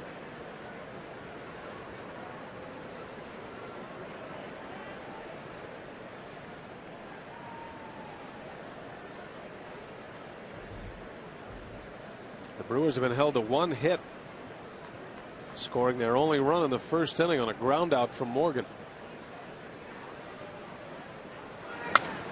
Broken bat. Morgan coming in. Fowler's got great speed at third. And the throw to second base. Fowler scores. The Rockies add to their lead. It's 5-1 Colorado. Hey, tonight's Tavern of the Game winner is Jammers Bossman's Sports Bar and Grill in Phillips. That's the biggest bar sign in the world, I would imagine. If the Tavern Contact calls the Brewers in the next 24 hours, they get 40 Miller Lite beer pen tickets to a 2012 April or May Brewers home game. This offer courtesy of the Tavern League of Wisconsin and Miller Lite. Jammers Bossman's in Phillips.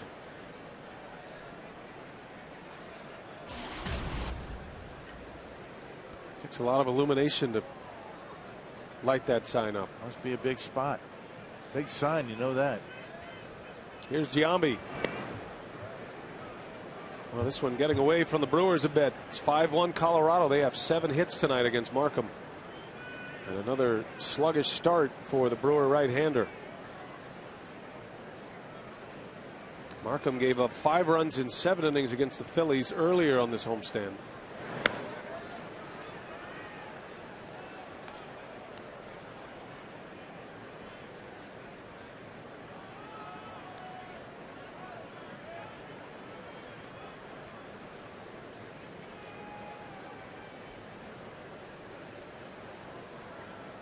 Giambi walked his last time up. Grounded out in the first. He's 0 for 1. Base hit. And that's going to go to the wall. And now Hart has to hurry it in. Ellis has a chance to score. He's going to be held at third base. And now the ball gets away and Ellis is going to score. 6-1 Colorado. And there'll be an error on this play. Well, it's certainly a ball that Ricky should have been able to handle. It was a short hop. Corey Hart did his job. He hit the cutoff man, but for some reason, Ricky not able to handle it. It's going to be an error on somebody. Not sure if it's Corey or Ricky. But Ellis was held at third base until this right here. That's got to be an error on Ricky Weeks. I mean, that was a pretty good throw by Corey. Did his job. Hit the cutoff man. Ricky just missed it. And because of that, Ellis scores. Right now they have it as an E9, but certainly a ball that Weeks should have handled. And no way that's an error on Corey Hart. That was an easy play for Ricky Weeks. Took his eye off it. Runner at second, 1 out. 6-1 Colorado. You certainly don't like where the Brewers are headed here. They did pull out a win last night, but a game that was not the prettiest defensively. Couple of errors, couple of misplays. Brewers were unable to execute a rundown earlier tonight. That led to a run. And now an error here in the 5th inning leads to another run.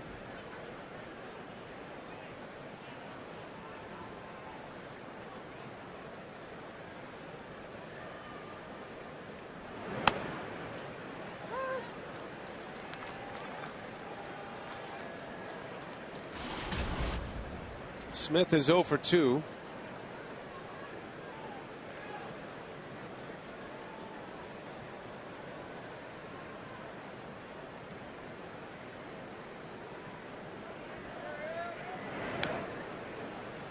Ball and 2 strikes. Chris Narveson getting loose. With the off days, Narveson has been available in the bullpen, and you might see him either finish this inning or start the 6th. Looks like Markham is nearing the end of his night tonight. Yeah, plus Markham is due up 3rd in the bottom of this inning. So it might be his last. Brewers need some runs. We got to get out of this inning first. Runner at second with 1 away. Ball and 2 strikes on Smith. 2-2.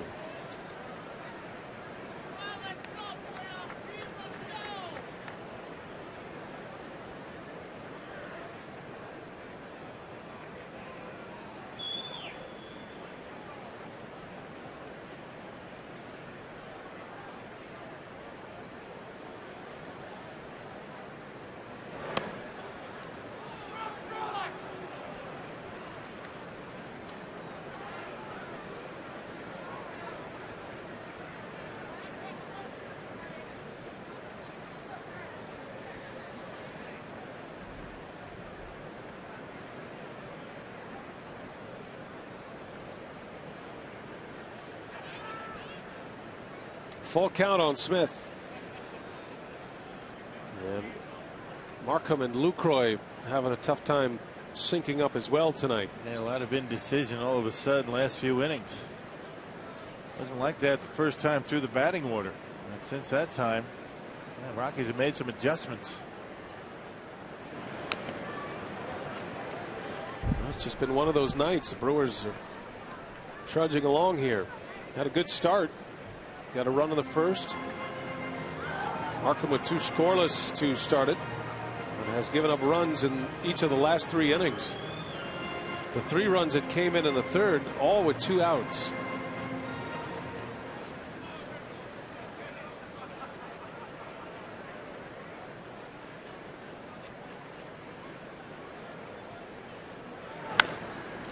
Ground ball to Weeks. And Smith is out number 2. Giambi advances to 3rd on the play. And Markham will face Jordan Pacheco. AT&T trivia. Question was, who are the 3 members of baseball's 3,000 hit club born in the not born in the United States? Clemente, Rod Carew, and Rafael Palmeiro. I forgot about Palmeiro. I knew I had Rod Carew, and you gave us Roberto Clemente. Appreciate that. Giving you help on Roberto Clemente Day. Oh, nice of you. Rafael Palmeiro, born in Cuba. Yeah. Rod Carew, a former Brewers batting coach.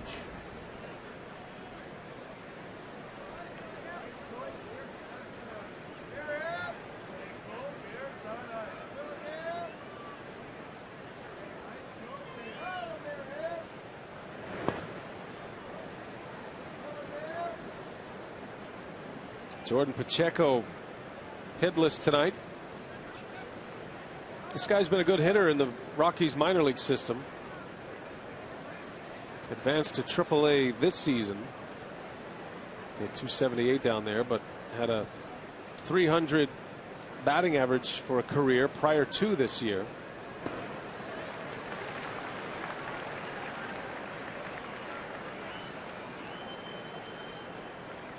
It's the difference between a team out of the race and a team in it. The Rockies have been eliminated from postseason contention, and they're able to give their young players maybe a chance earlier than they normally would. Guys like Rosario and Field and Pacheco. Looked like the Rockies had a strong third baseman for many years in Ian Stewart. They were projecting him to be an all-star third baseman. It has not worked out for Ian Stewart. He was injured this spring, back and forth between the big club and the minor leagues, and has never been able to get the bat going for Colorado. And a few years ago, Garrett Atkins, he's a guy that burst onto the scene and was never able to back it up. That was 09 when the Rockies were in the postseason. And the discussion at that time, does Jim Tracy give Ian Stewart the chance to play every day in the postseason, or Garrett Atkins, a guy who had been there? Atkins got the call. Stewart had a great year in 09. And neither one of them in the discussion any longer in Colorado. Atkins not even with the organization.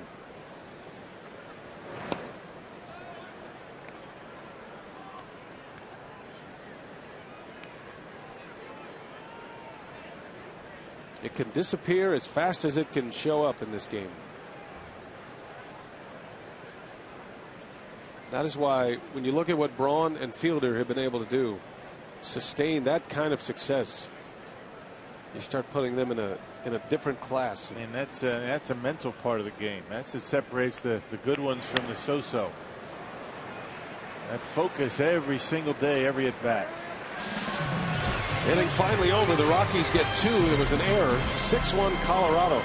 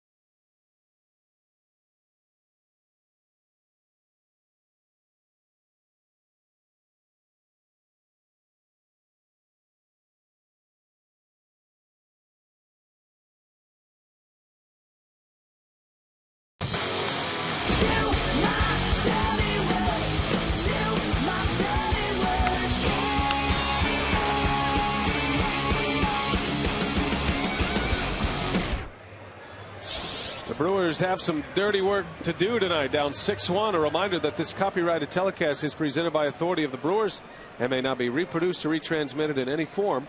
The accounts and descriptions of this game may not be disseminated without express written consent of the Milwaukee Brewers. 6-1. It has been an ugly one tonight for the Crew. Still plenty of time to turn it around, though. Bottom of the order coming up against Kevin Millwood. And Betancourt into right center. That's down. A good start on the first pitch. A single for Yuniesky Betancourt. And that's what they have to do. They just got to peck away. They can't, try to go up there and hit home runs. Just keep swinging the bats. And Betancourt, a good start to the 5th inning. And the first time since the leadoff hitter for the Brewers in the 1st inning, they were able to get their leadoff hitter aboard. They cut fastball off the end of the bat, but Betancourt able to dump it into center for a leadoff single. Only the second hit of the game to go along with 2 walks. Well, he stayed on that one pretty well. Yeah, kept that shoulder closed and drove it up the middle. Here is Lucroy.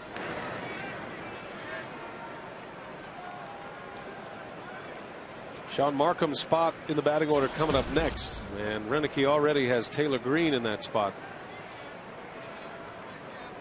Markham giving up 6 runs, 5 earned in 5 innings. And a rough one tonight. See if his offense can pick him up. Oh, what a catch by the ball boy. Well done. Now, that should get the guys going. I'm inspired by that. Right. Check this out. Stab. Might have saved a couple of teeth. You never know. Nothing to it.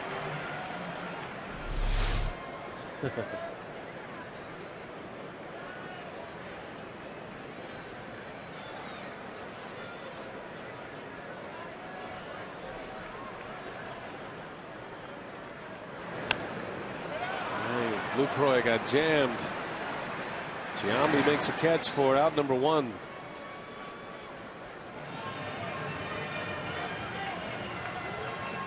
So Lucroy is out. Here comes Taylor Green. He'll be pinch hitting for Sean Markham.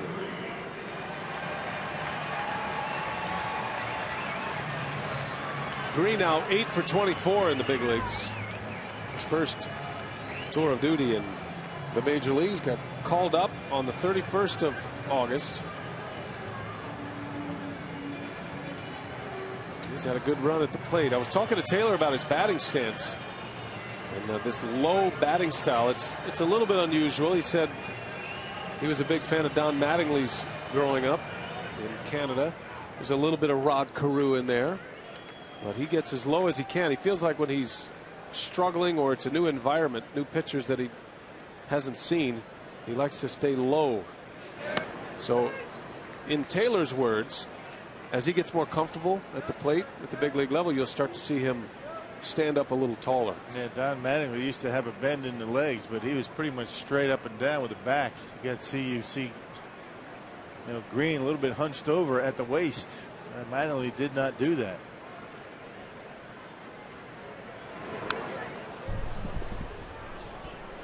I think for Taylor Green and the way he explained it, as he gets comfortable and he's in the major leagues for the first time, he wants to see pitches.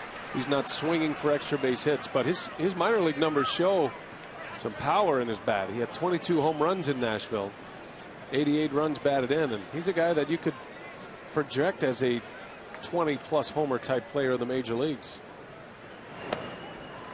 He's got that very wide stance. He just picks the front foot up and sets it down, and that gives you a good solid foundation for your swing. You get a good stable foundation, everything else comes into play. Sometimes you have a big wide stance like that, you have a tough time staying on the pitch away. Sometimes you spin off the baseball. But we haven't seen Green have that problem. He uses left field pretty well. You contrast the strike zone of a Taylor Green compared to a guy like Corey Hart, who's 6'6" and stands up tall at the plate. From a pitcher's perspective, it doesn't look like there's much to work with up there. Relatively close to home plate with that back foot.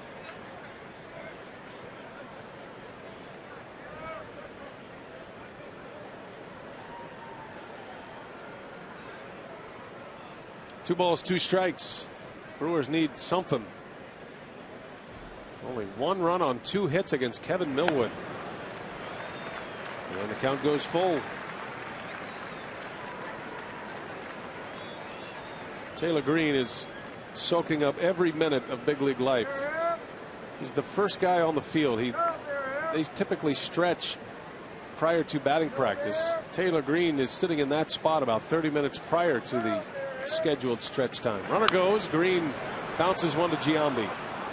And this will be the second out. Now you can get all your high school football action with Fox Sports Prep Zone. Log on to foxsportswisconsin.com. Click on the Prep Zone tab to watch up to 4 high school football games all at one time, live each week. Log on Friday at 7 p.m. to watch this week's featured games. You got Lancaster and River Valley, Catholic Memorial and McWanago, Chippewa Falls and Hudson St. Mary Springs versus Mayville. Coming up in 2 days.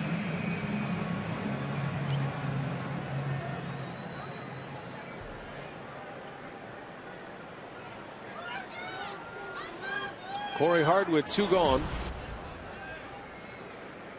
Betancourt out at second base.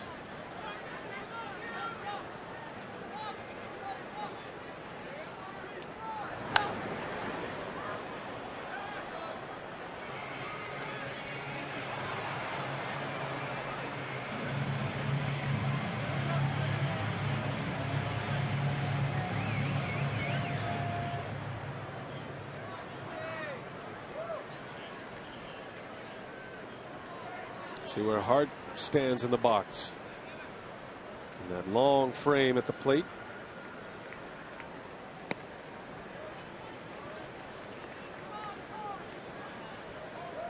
Card was originally given an error last inning. It has been changed to an E4.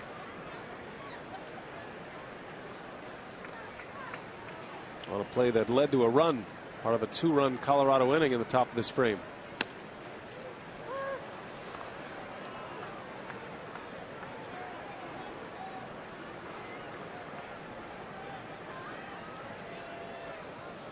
Well, Millwood has been ahead most of the night. Does have 2 walks. One of those was to the pitcher Markham. His offense has given him some support. Only 2 hits as Hart swings and misses. So the inning ends on a strikeout. And the Brewers' troubles at the plate continue. 6-1 Colorado.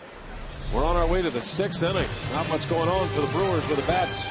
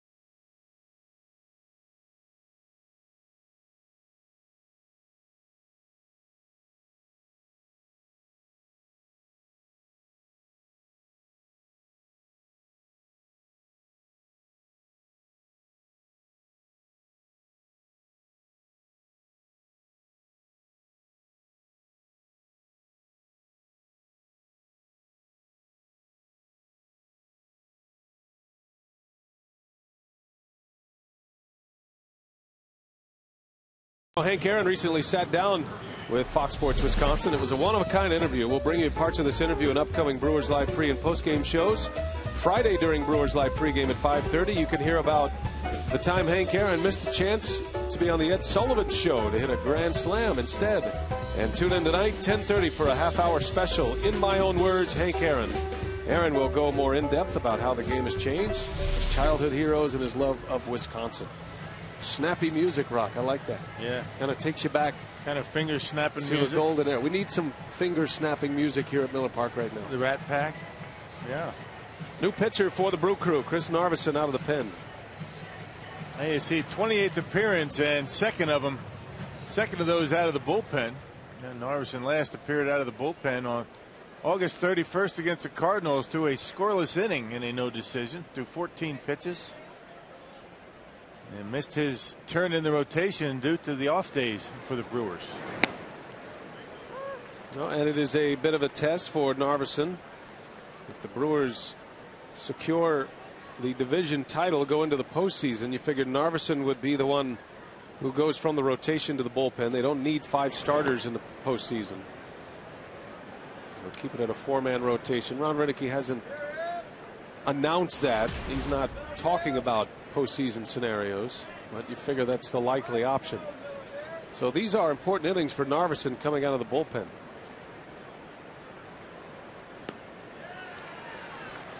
Either as a long reliever or perhaps as a guy that you bring in for a tough left-hander, but you really don't look at Narveson as one of those left-handers that can really give a left-handed hitter some problems with his release point.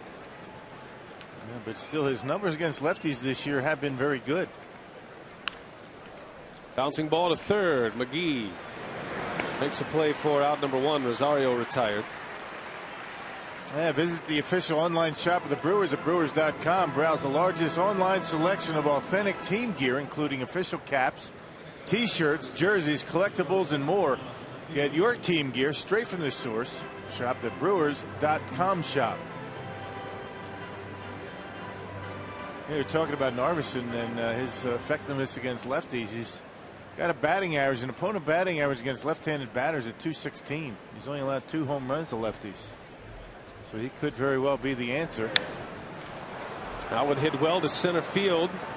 And Morgan will run it down. Thomas Field on the first pitch flies out to center. 2 gone.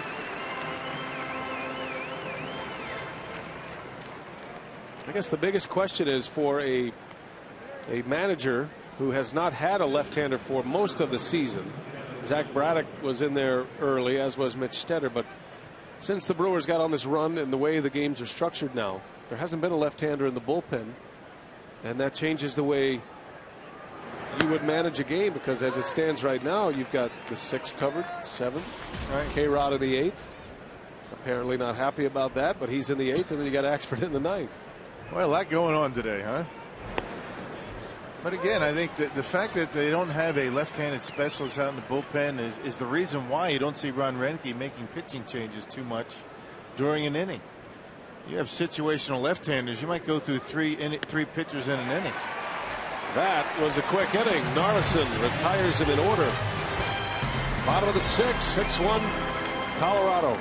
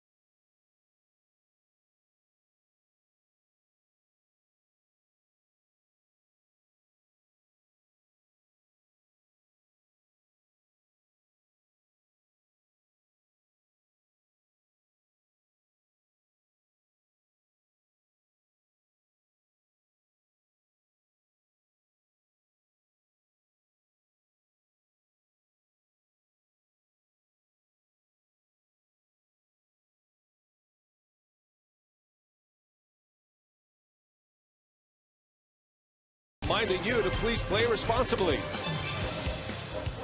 By Airtran. Go, there's nothing stopping you. And by the Miller Lite Vortex bottle. Taste greatness.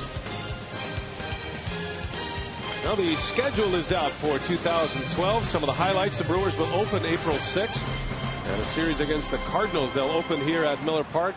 The interleague opponents this year, or next year, you got the Twins and the Blue Jays at Miller Park. Not much travel time on the road in interleague with Kansas City, Minnesota, and renewing a former rivalry with the Chicago White Sox. So the Brewers will start at home. They will finish at home. Season ends October 3rd of 2012, and just 2 3-city road trips and a 4-day break for the All-Star break, as opposed to 3 like has been the case the last couple of years. Yeah, Brewers have a homestand after the All-Star game, so yeah, 4 days off. They start the season at home and end the season at Miller Park. Well, it was just last year this time they announced the 2011 schedule, and you and I sat here and looked at a road trip to Boston, to Fenway Park, to Yankee Stadium to play the Yankees, and then home against the Rays. And we speculated, you wonder if the Brewers were going to survive that interleague play, and they did. They flourished after the All-Star break and find themselves with a 6-game lead in the National League Central with 13 to play.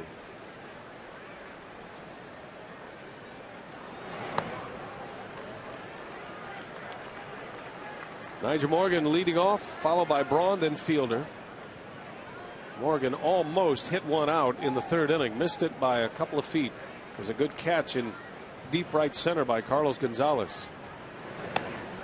He pulls that ball just a little bit, and that's a 2-run homer that would have tied the game at that point. That was back in the third inning. The Brewers need some base runners and get back into this game. The Colorado Rockies have completely taken out the crowd here at Miller Park.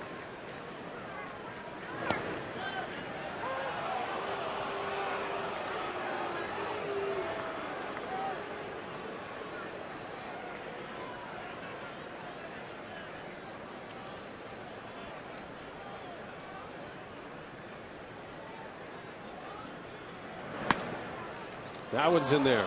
3-2 the count on Morgan. Millwood made 4 August starts. His first start with Colorado was on the 10th of August. Went 7 innings that day. He's gone 7 innings 3 times in his 6 starts.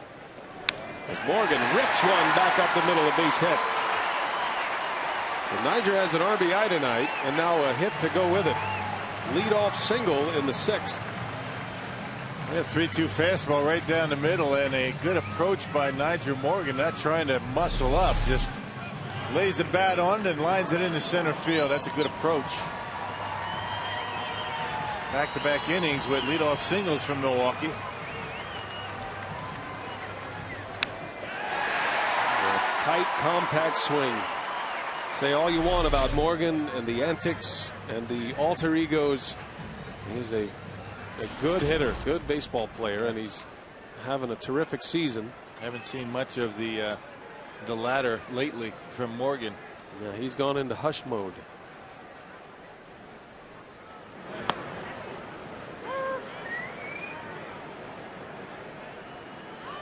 Braun is 0 for 2 against Millwood tonight.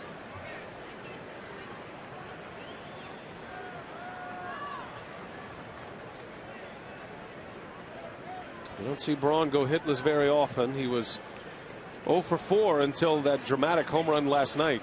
He was not pleased with his at-bats. It's funny how it can change. One of his best at-bats of the year occurred on a night he didn't feel very good at the plate. You see his month-by-month numbers. Had a slow May. He got into June and July. Remember, in July he was injured, had a little bit of tightness in his calf. In May he had the shoulder injury. He played through it, but it certainly affected his numbers. Raging hot in the month of August. Yeah, those are some incredible numbers month by month. I mean, batting averages, except for 1 month in the mid 300s.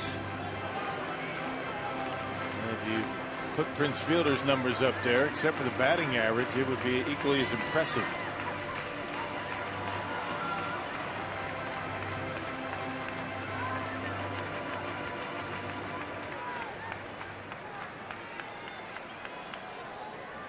Braun down, a ball and 2 strikes. Got Fielder coming up next. Brewers trying to string some hits together. They have not been able to do that so far tonight. Only 3 hits. Into center field. Fowler will settle under it. Braun chased another one out of the strike zone, and there is out number 1. So for Prince Fielder, you look at his monthly breakdown. Had the big home run month in June, 10 homers in the month of June. Tailed off in August a bit and trying to get it cranked back up in September. That's the RBI numbers that are the most important thing for Prince Fielder. The average is great. He's hitting 294, but big home run totals and the RBIs. Prince with 109 on the year.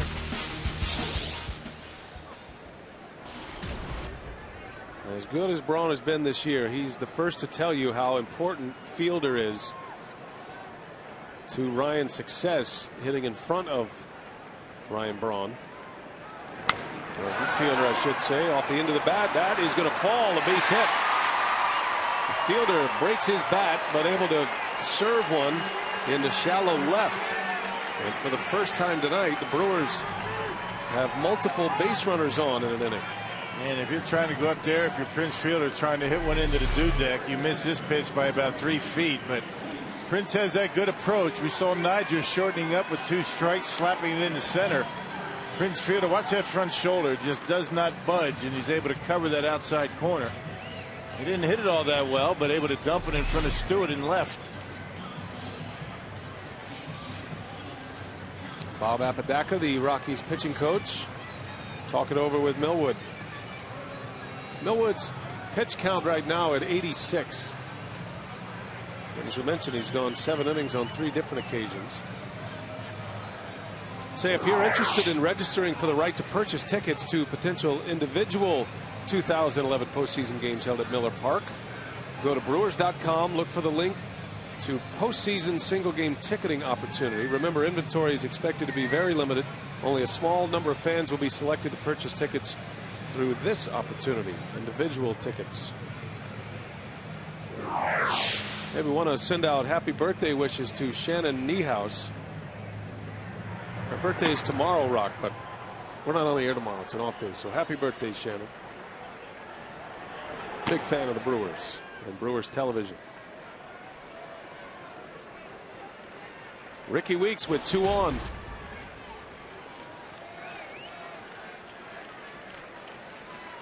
(6-1) Colorado. The Brewers with a chance cut into that deficit.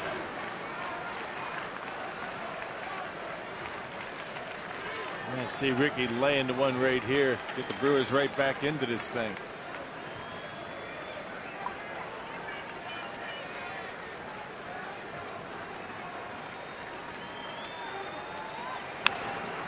And a chance for 2 here. Field to Ellis. Reeks beats it out. Keeps the inning alive. Second out in the inning, however. And that'll give Casey McGee a chance. Ricky got down the line pretty well that time. And he's looking good running straight down the line. It's turning those bases that I think is a little bit tentative. From point A to point B, straight down the line. He's got very good speed. No problem doing that. Rounding the base is a bit of an issue for him, but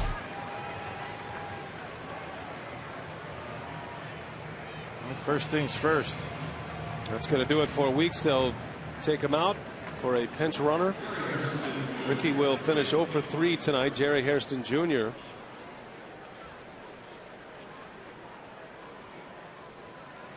First and third with 2 gone. Casey McGee coming up.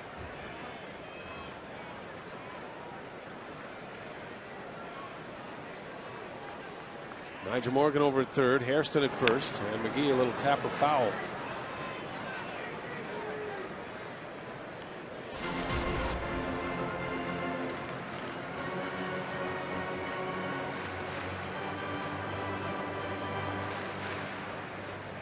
I'm sure that feeling exists for every hitter as the opportunities go by. You're trying to hit a 6-run home run every time up. Yeah, that's what I was saying. Just, do the little things, just peck away.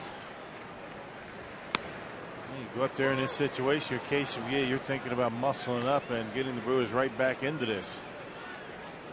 You just got to take that same approach. That's exactly what we're talking about when we talk about pressing. Trying to do too much at the plate. Waiting for that big spark. Everybody wants to be that guy. 0-2 to McGee. Down to the dirt, gets by Rosario. Here comes Morgan. He'll score.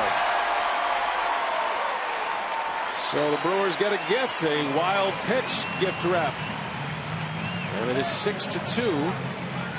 Hairston advancing as well. And now a base hit will bring it to a 3-run game. Yeah, right through the wickets on a slider. Watch the glove come up. And the ball right through the legs. That's the first time we've seen that from Rosario. He's been handling himself pretty well behind home plate. You never know, that could be a big run.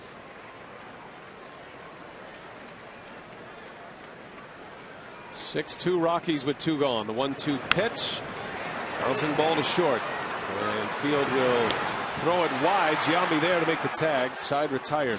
Brewers get a run on a wild pitch, and more frustration brewing for Milwaukee.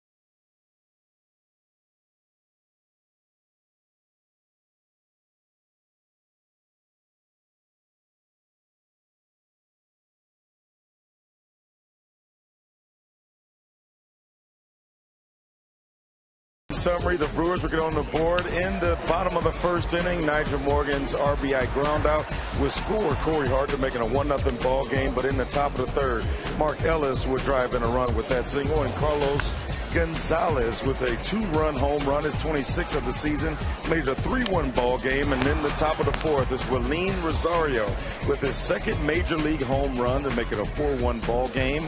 And there have been more runs since then, but now it's a 6-2 Rockies lead here in the top of the seventh. BA. All right, thanks. And the Brewers sending Chris Narveson back to the mound. He starts his second inning with a quick 3-up, 3-down sixth inning. Jerry Hairston stays in to play second base after pinch running for Ricky Weeks. Switch hitter Dexter Fowler leads off. Sean Markham with 5 innings, giving up 6 runs, 5 earned tonight. On the hook for the loss right now.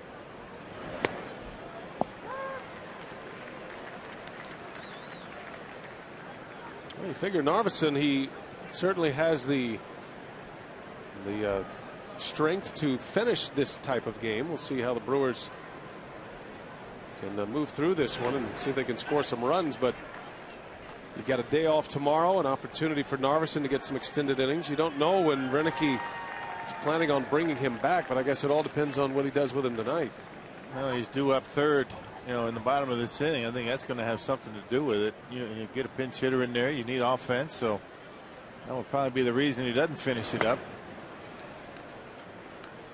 4 runs, not much for a Brewer team that's swinging the bats well, and sooner or later they're going to start turning things around.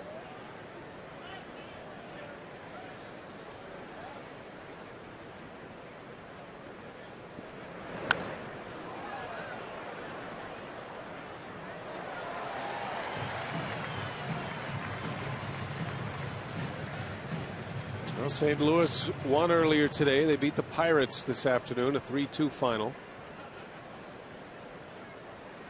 So news out of St. Louis that Matt Holliday is going to be shut down the rest of the road trip, that 4-game series in Philadelphia.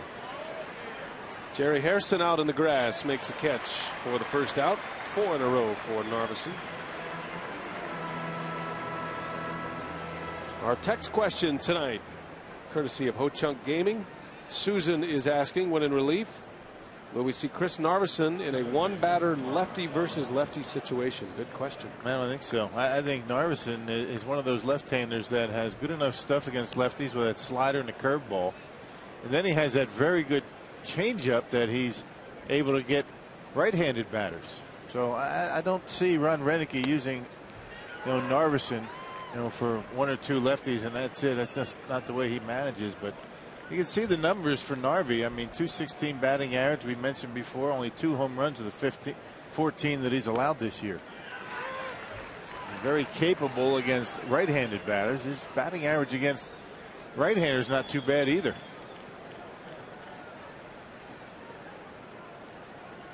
And right-hander is hitting at a .269 clip.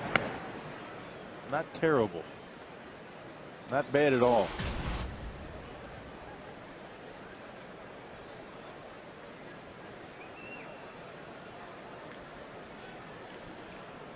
Mark Ellis has 3 hits tonight. Narveson trying to retire him for the first time, does so with a strikeout. He has been a nemesis for the Brewers, and specifically Sean Markham tonight. Second strikeout for Narveson. 5 in a row he's retired. Fastball off the outside corner, and Ellis chasing it. Good 2-strike fastball.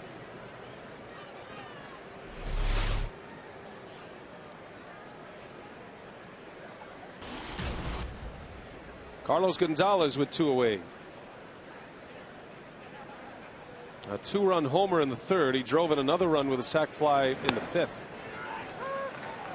These are the at-bats right here. You get Gonzalez, you got Giambi on deck. That Ron Renicky is going to be very interested in watching Chris Narveson and how he goes about his business here.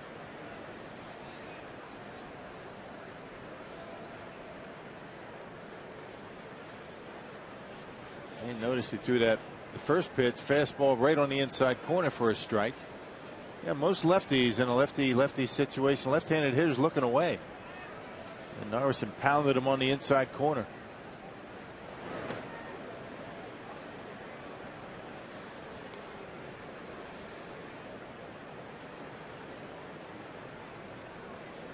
Second inning for Narveson in relief of Sean Markham. 6-2 Rockies. Brewers got a run last inning on a wild pitch and a swing and a miss. Changeup. Not afraid to throw the change against a left-handed hitter. You love that. I love to see that. Well, it's amazing that one fastball, that first pitch fastball, can plant a seed in a pitcher's mind or a hitter's mind about the velocity. Dialing it up quickly, gets a changeup and a curveball, a little tapper, going to be a tough play. Narveson spins and throws him out. That was a good catch by fielder. Coming out of the base runner, Narveson makes an excellent play, and he has retired 6 straight. Do the Brewers have a comeback in them tonight? They're running out of time, just 9 outs to work with. 6-2 Rockies.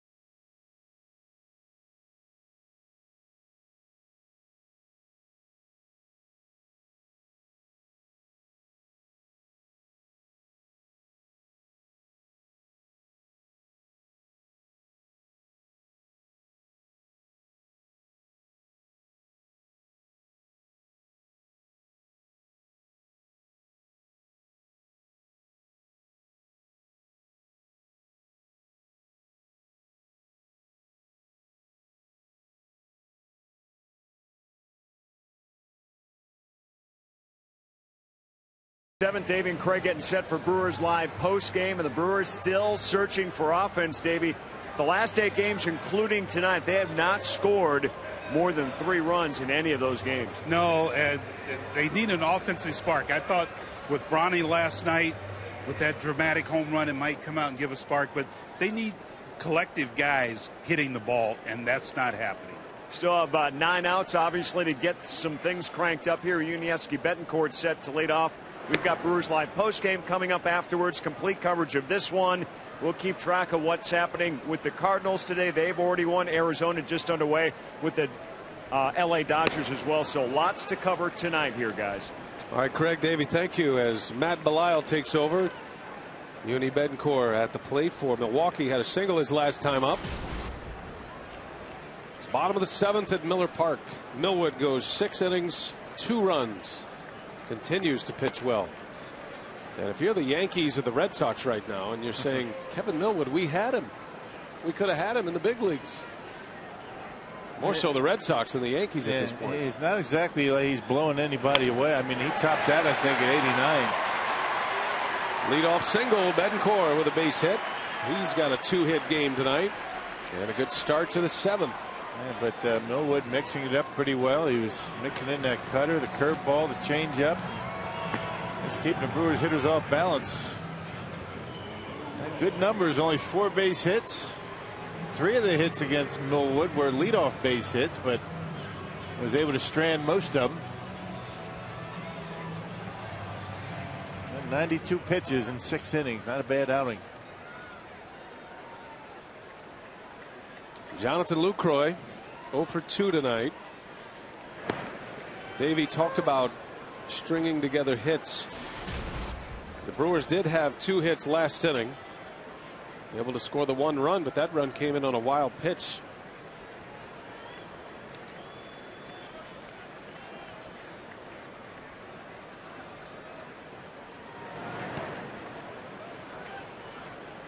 You have the leadoff singles for the Brewers. They've had 4 of them now. 2 of them have scored. So hopefully the Brewers are going to be able to get the bottom of the order going and get the top of the order to drive them in. They're far from over here at Miller Park. With Kotze ready to hit next in the pitcher spot, Narveson spot. Lucroy in the right.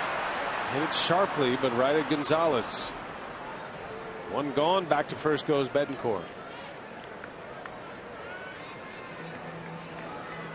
So here comes Kotze. Second pinch hitter used by Renicky. Taylor Green had a pinch hit appearance in the 5th inning. And now Kotze gets a call in the 7th. The hard-throwing left-hander Rex Brothers in the bullpen. We saw him yesterday, last night, and he can bring it up there pretty good. Yeah, upper 90s with a fastball.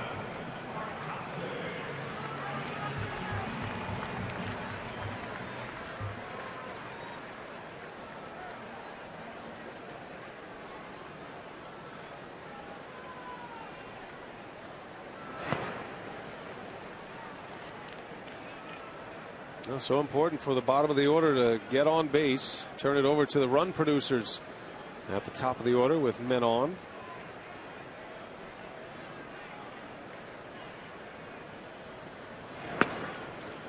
Two 2-0 on Kotze.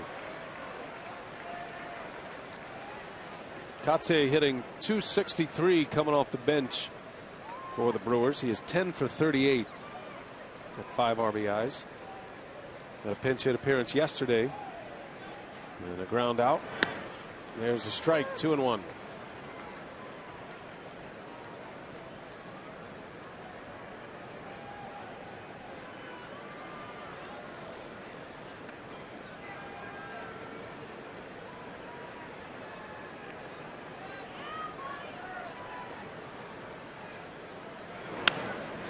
A chance for 2 here. Ellis flips to short field. In time and a double play. Just like that, Brewers are wiped out in the 7th. To the 8th we go, 6-2 Colorado.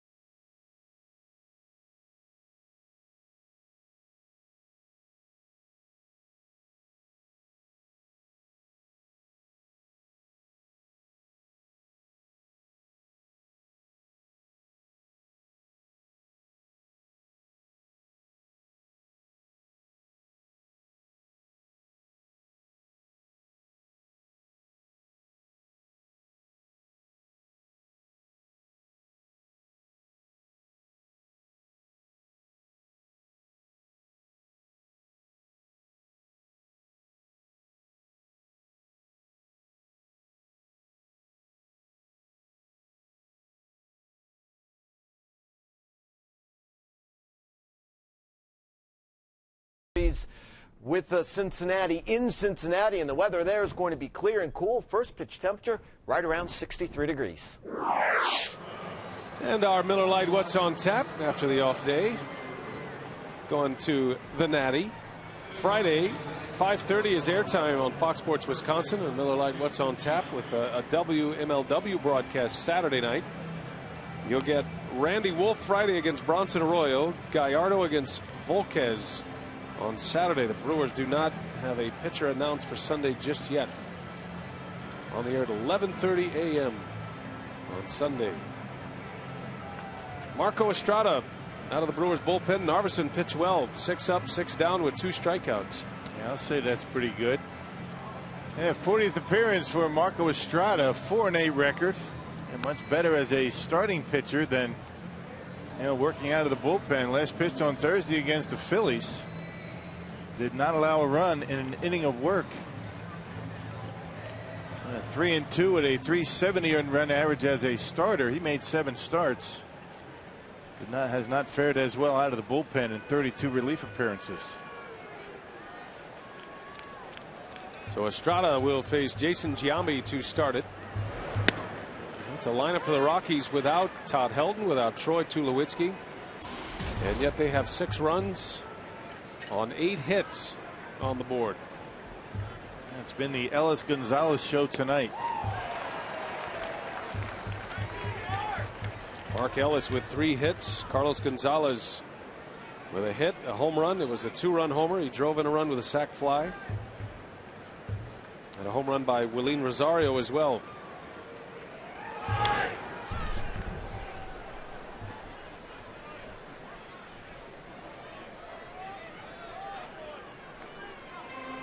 Boy, injuries everywhere in the big leagues right now. Johnny Cueto had to leave a game tonight with a strained lat for the Reds. He wasn't going to factor in the series against the Brewers this weekend, but that'll affect the Reds moving forward. Adrian Gonzalez also left today's game with the Red Sox with a calf injury. As Giambi strikes out, and Estrada keeps it rolling here. Yeah, good change up by Marco. And Giambi way out in front, waves at one off the outside corner.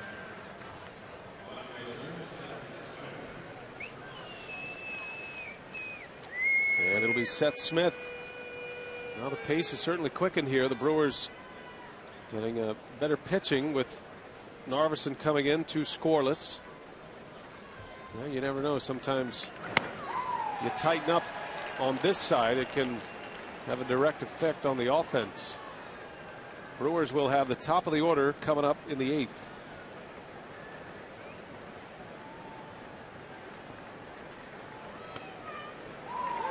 Oh, and 2, a breaking ball from Estrada.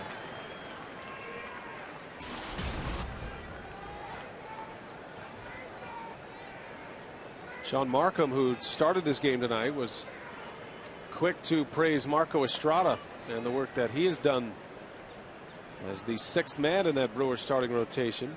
He's been bounced back and forth between the rotation and the bullpen as the long man. And the Brewers have only used 6 starters this year, 6 different pitchers to make starts. You contrast that with the Rockies. They've used 13 different starters this year. The Brewers have used the fewest starters, but it doesn't happen that way if you don't get success from the back end of your rotation and that 6th starter, that extra guy when there's an injury. Estrada, Narveson, because they're having success, you roll them out there every day. When they've had injuries, Estrada's done well, and he's been able to make multiple starts. He filled in for Greinke at the beginning of the year, held his own in the month of April, and then was in there for 3 starts when Chris Narveson went on the disabled list with that thumb injury.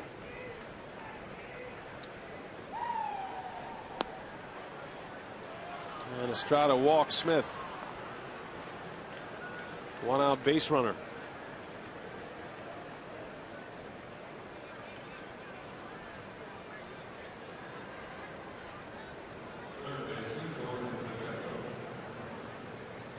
Speaking of injuries, I saw where Brett Laurie has a left knee bruise and he's going to be out of the lineup for a few days. Laurie, whom the Brewers traded to the Blue Jays for Sean Markham, off to quite a start in his major league career. The Brewers are going to be hooking up with the Toronto Blue Jays next year in interleague play. That'll be an interesting matchup. A potential Laurie Markham matchup in that one. There you go.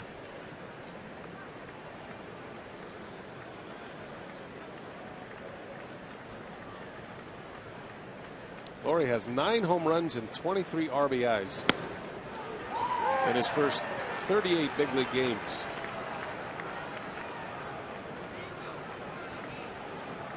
That was a straight up trade Markham for Laurie. Markham struggled tonight, but he has been outstanding for the Brewers this year. He and Greinke changing the complexion of the organization. Two key moves in the offseason by Doug Melvin. Yeah, changing the reputation of the Brewers team, being a dominant starting rotation. That's been a long time since you could say that about a Brewers team.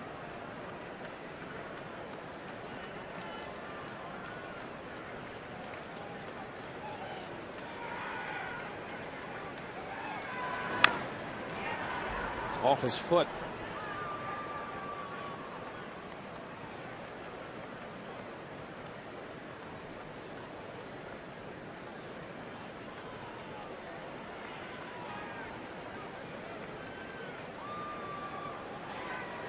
On the pitching ranks, the Brewers are 4th in the league in shutouts, 5th in the league in hits allowed, in the top half of the league in earned runs, and the fewest walks. It's been a complete transformation, and a team that has searched for pitching ever since CC Sabathia took this organization on his back in 2008.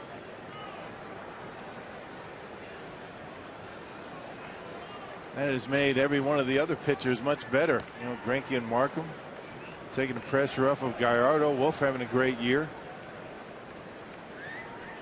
And because of that, the bullpen's been good. And these guys, you know, one thing leads to another.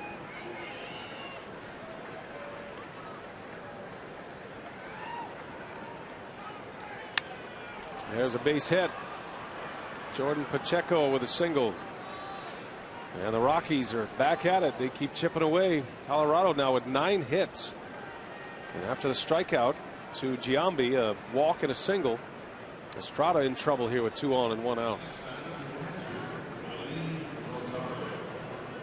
The Brewers are 5th in the league in earned run average starting play today, 3.63.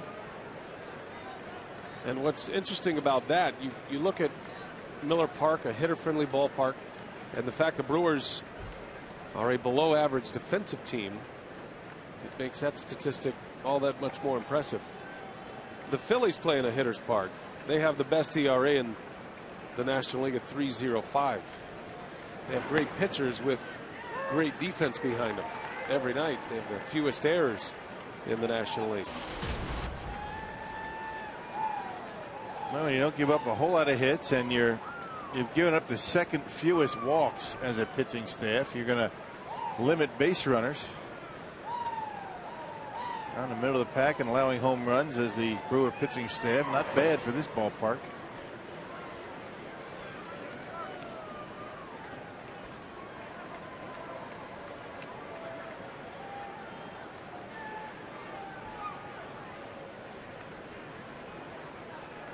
Well, Estrada needing a double play to get out of this inning. Rosario homered back in the 4th. The 22-year-old Rockies catcher.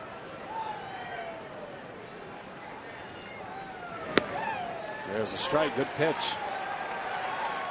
1-2 the count. And a sneaky fastball right on the outside corner. Young hitters often have a real tough time with that changeup. Let's see if Estrada wants to throw it on a 1-2 count.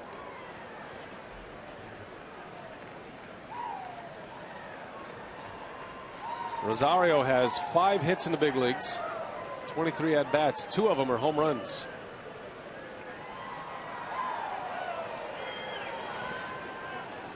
Two and 2.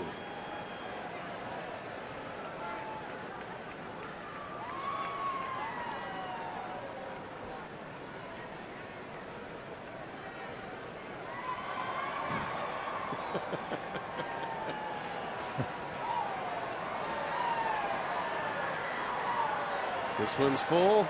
This one's not. Glass half empty. Glass half full. Mesmerizing, isn't it? All depends on how you look at it, That's right? right. Probably thinks he has 3 cups of beer. There's a strike called. Estrada sneaks one by him.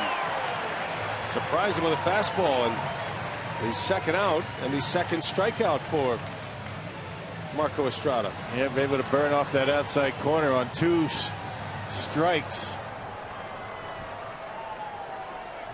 Tell you that Estrada fastball, as we've talked about most of the year, is sneaky fast because everybody looking for that changeup. Gets it up there, 91-92. And good location on that last one.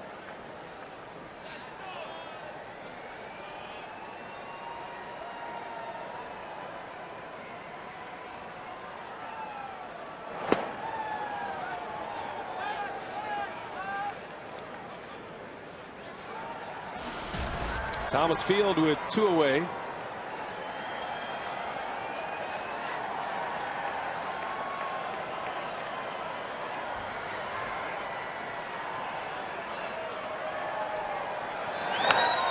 the air, popped him up. Will it stay playable? Fielder giving it a look, and he is there for the out. Inning over. The Rockies strand 2. The Brewers down 6-2 as we go to the bottom of the 8th inning. Rally time. Yes, sir.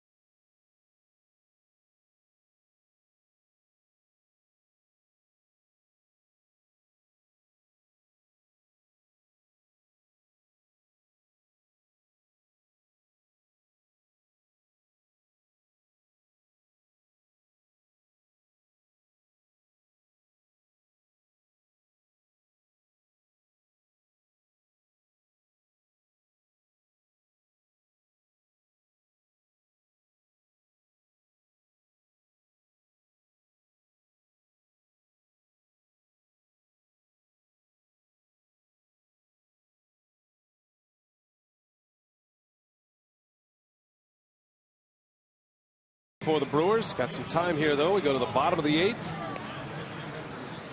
And it'll be the top of the order. See a Powerball home run leaderboard. Fielder hit number 32 last night. Braun's game winner, number 28. Corey Hart will lead off here in the 8th inning. Weeks is out of the game, replaced by Hairston. And it'll be Houston Street coming off the Rockies bullpen. No longer in the closer's role for Colorado. Yeah, that's the job that Rafael Betancourt has taken over. With 61 appearances for Street, he's got 29 saves and 32 opportunities. You can see the walk to strikeout ratio. Of course, as a closer, you're not going to be walking many guys. 9 walks, 54 punchouts. As Chris Nelson takes over at third base for Pacheco. And Pacheco moves over to first. Giambi is out. Hart, Morgan, and Braun. If anybody gets on, Fielder.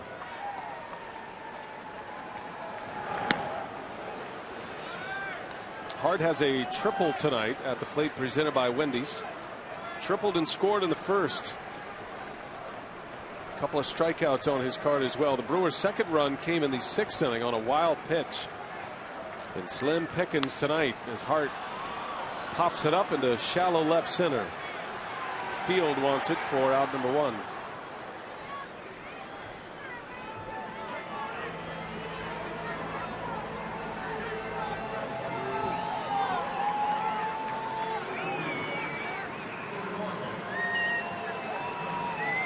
One gone for Nigel Morgan. Drove in a run in the first inning with a ground out. Brewers were off to a good start. Markham with 2 scoreless to begin his night. The Brewers on the board early tonight in the first inning.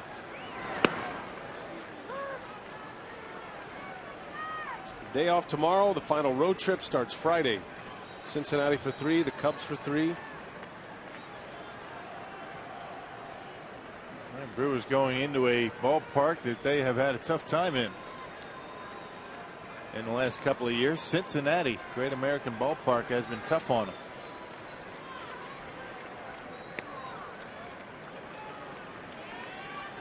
The Brewers will return home on the 23rd of September. And the final homestand of the year. 3 with the Marlins, 3 with the Pirates to end it.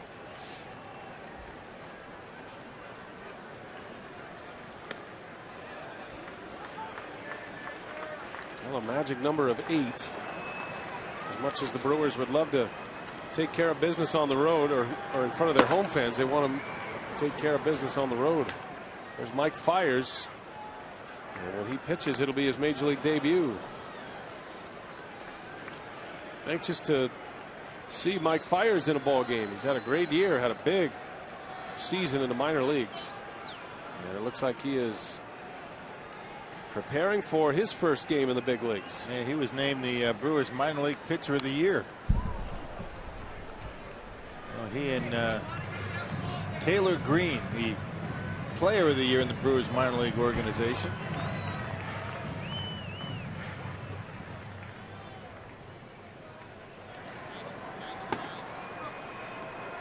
Mike Fiers started in Double-A, ended in Triple-A. Morgan with a base hit. So Nigel Morgan with a 2-hit game. And a little hope as the Brewers have a base runner with 1 away. With the big bats coming up. 2 for 4 night for Nigel Morgan. And just a good approach, not over swinging, and both of his base hits have come with 2 strikes. Working the count a little bit and just making good solid contact and hitting line drives into the outfield.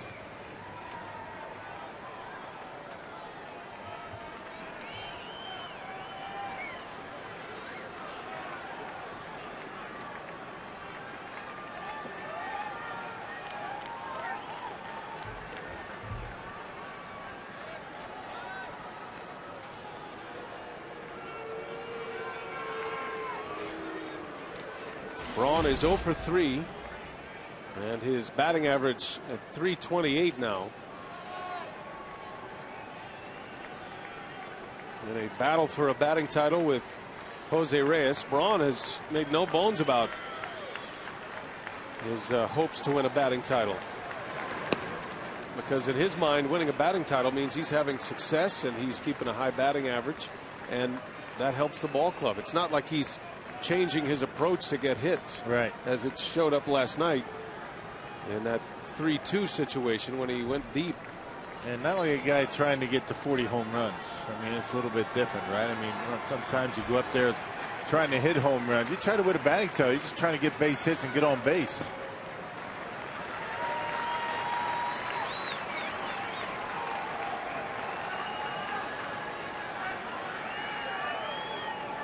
Now the Mets were shut out tonight. Washington Nationals beat them 2-0. Jose Reyes was in the starting lineup and he was 1 for 5. He's hitting .331.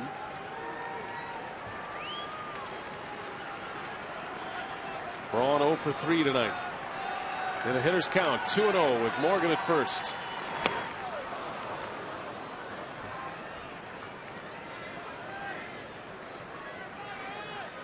Well, the home run came on a 3-2 pitch down and in. That's why Houston Street went away, a little bit off the plate. And Ryan not able to make contact.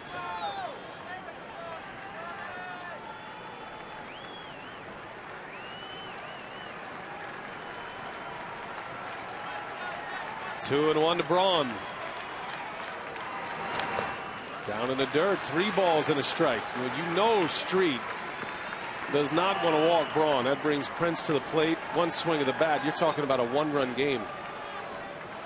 And you've got a left-hander getting loose down in that bullpen. Brothers had been getting warmed up. And a right-hander.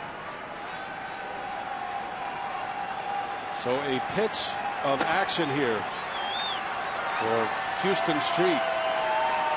Niger at first. This crowd trying to get into it. The Rockies have kept them quiet all night. Morgan takes off. Braun rips one in the gap in right center. Morgan on the run. And he'll end up at third base. First and third is Braun. Singles to right center. Now Street able to get it on his hands a little bit, and Brawny with a flare into right center. Any little bobble, I think Eddie might have sent Niger Morgan, but down by 4, no chance. See the inside out stroke. Street came in on him, and Brawny down on the trademark. But he's strong enough. He's got the levers to dump it into center field. And the Brewers now with a tying run in the on-deck circle. Pitching change. Jim Tracy will bring on the left-hander. Street is out. Fielder coming up.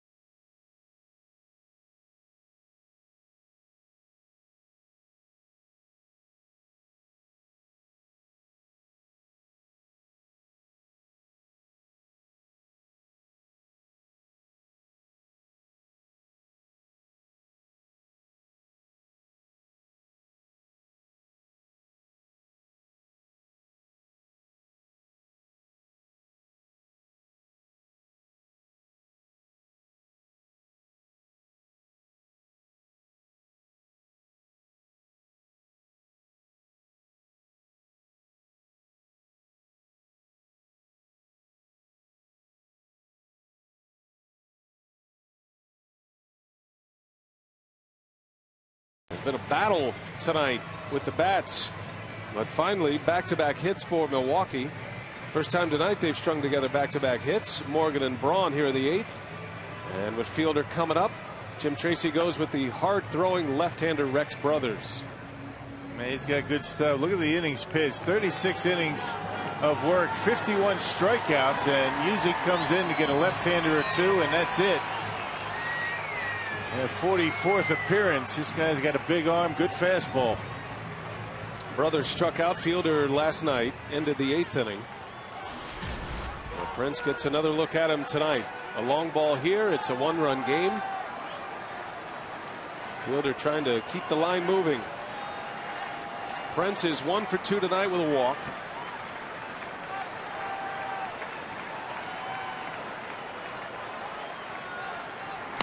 Oh, a big cut. Fielder trying to hit that one to West Allis. Yeah, had a good pitch to do it, a hanging slider. And Prince would love to be able to get another one of those. Get another whack at a hanger. He's had a good year against left-handed pitching, and he is facing the best left-handed pitching for the most part. Fielder on a nightly basis gets the opposition's top left-handed reliever typically. And they usually come in to face Prince and they're gone, so they give Prince everything they've got. Jerry Hairston Jr. is on deck. Fielder down in the count, 0-2. Brothers struck him out on a breaking ball last night. Oh, Fielder fouls it away. Fastball up and in on him.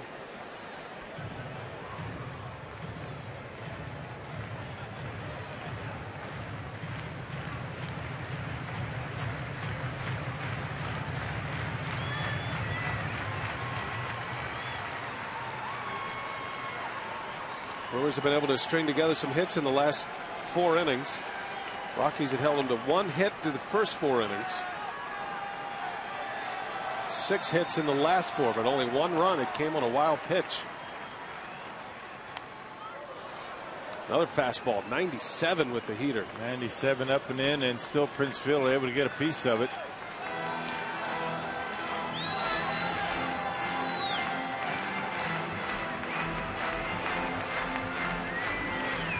He was thrown into one slider, and it was a hanger. Let's see if Brothers has enough confidence in it to go back to it.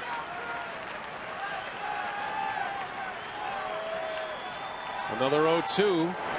And Fielder strikes out. And he did at 89 miles an hour with that slider.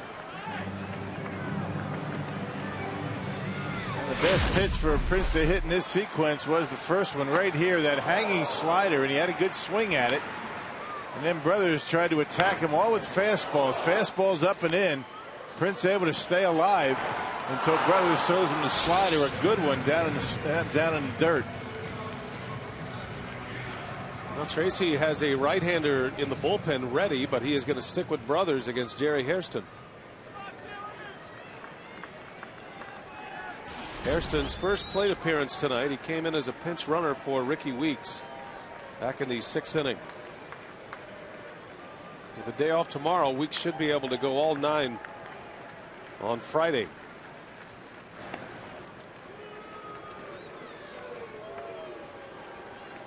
Hairston not much of a home run threat. He has just 4 homers this year. Hoping to get Casey McGee to the plate in this inning, representing the tying run.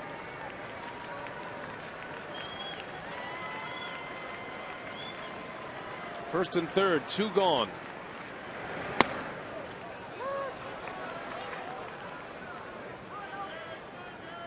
Got a nice easy delivery. It doesn't appear that he's going to be throwing the ball that fast, but for a left-hander, he's straight over the top and not much movement, but he does have the big velocity.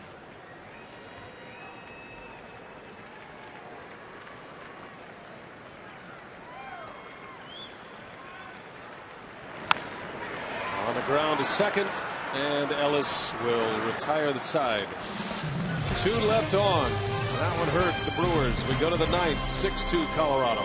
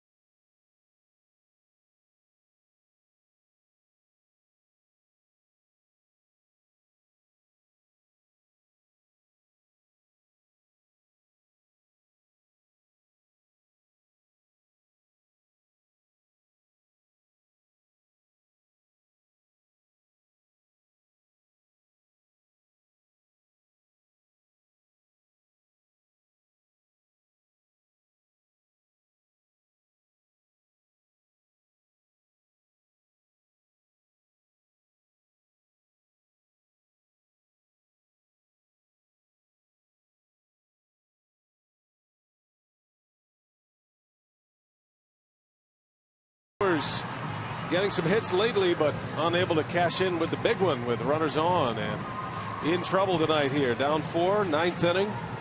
A major league debut ready to happen. Mike Fiers is on the mound.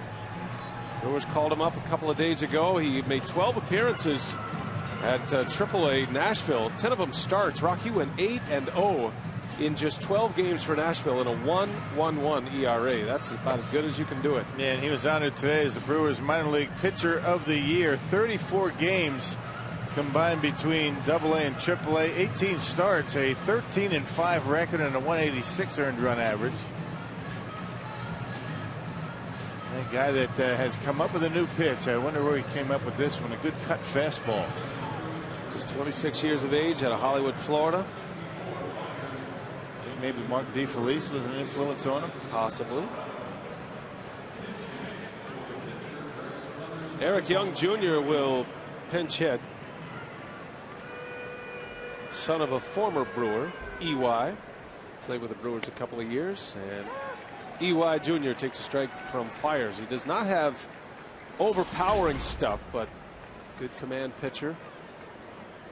You put up numbers like that in the Pacific Coast League, you've done something. And the book on Fires is that he hides the ball well. Hitters just don't see it coming out of that Juan Marichal-esque type delivery. Doesn't have the big leg kick, but he'll show you both of his numbers. And a base hit to right. Eric Young Jr. with a leadoff single in the ninth. You can only imagine what is going through the mind of Mike Fires right now and pumping through his veins. Everybody's been through it. Everybody out on that field that has played has been through their first appearance, and you hope that he's going to be able to be in control of his emotions. He's a big guy, 6'3", 200 pounds, out of Pompano Beach, Florida.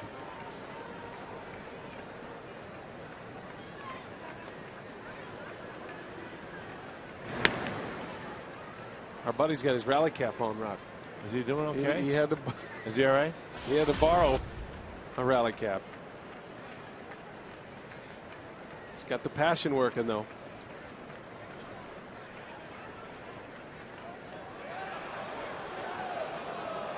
Oh, a nice quick move.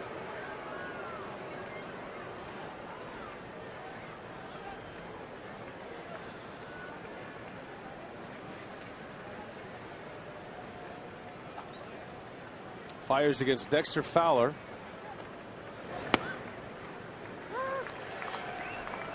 And they say he tops out at about 90, 88 to 90 miles an hour. Curveball, cutter are basically his three pitches. Pitches off of that stiff front leg, which means he's probably got some decent movement with his fastball.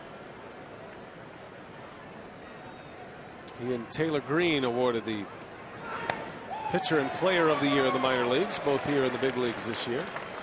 Fires originally came up. He hadn't pitched in a while, and they used him to pitch a simulated game against Ricky Weeks.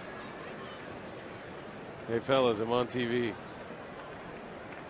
I'm impressed that he made 9 innings. Mike Fires or a friend in the stands? My buddy out there. Wow, he's just getting started, Rock.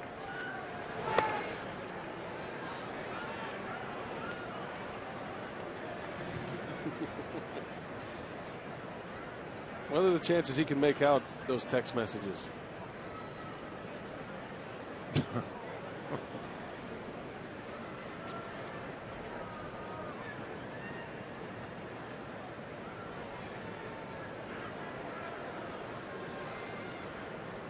Oh, they got him. Fires. Picks off Eric Young. Fielder puts the tag on him, and there is the first out. He is in the books. Nice move over there. Yeah, quick feed. We saw that on his first pickoff over there, and Eric Young Jr. didn't think he was going home, or he didn't think he was going to first base, and there's how you execute the rundown. No throws is better than one throw. Well done. Officially goes a caught stealing as Young was running to second. 1-2 to Fowler. He fouls it back.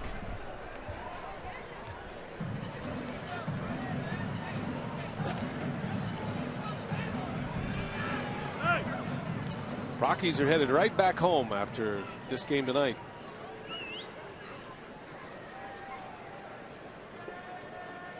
How about a 2-game road trip? Don't see those very often. Heading back to Colorado after a night game here in Milwaukee. That'll be an early morning arrival. They've got a 4-game series with the Giants starting tomorrow. I think Tracy, he likes the idea of playing contending teams this time of the year.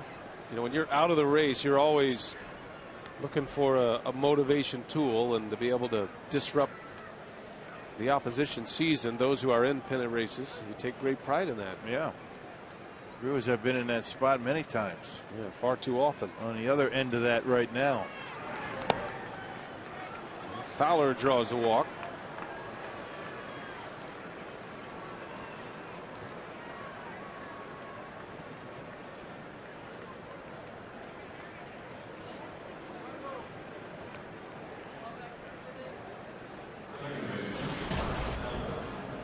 So Mark Ellis, who has 3 hits tonight, with a runner at first and 1 out.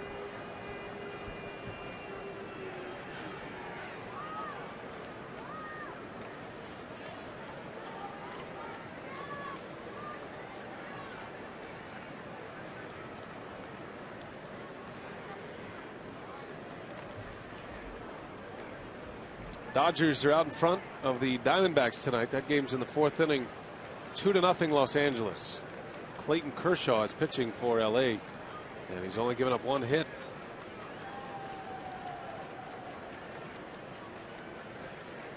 They were doing a little jawing last night as Ellis, with his 4th hit of the ball game, brought over to cut it off. Fowler on his way to 3rd, and the Rockies back at it. So Ellis, a 4-for-5 night, 1st and 3rd with 1 gone. And Carlos Gonzalez coming up. Yeah, the Dodgers weren't too happy with the way Parra, as he hit his home run, was watching it as it left, and tempers flared just a little bit. The guys didn't like that. We'll see how that pans out tonight. It was Hung-Chi Kuo who gave up that home run. Kuo almost hit him in the head a couple of pitches prior to that home run. Parra was up there to bunt. High and tight, backed him out of there, and he hit a home run and stood there for a while. And then both benches were chirping at each other. A pitch a lot like that, actually.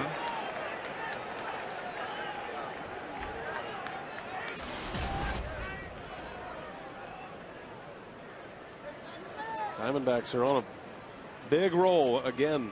Well, they are putting together a September. Looks like the Brewers' August. Arizona's won 2 straight, but 8 of 10.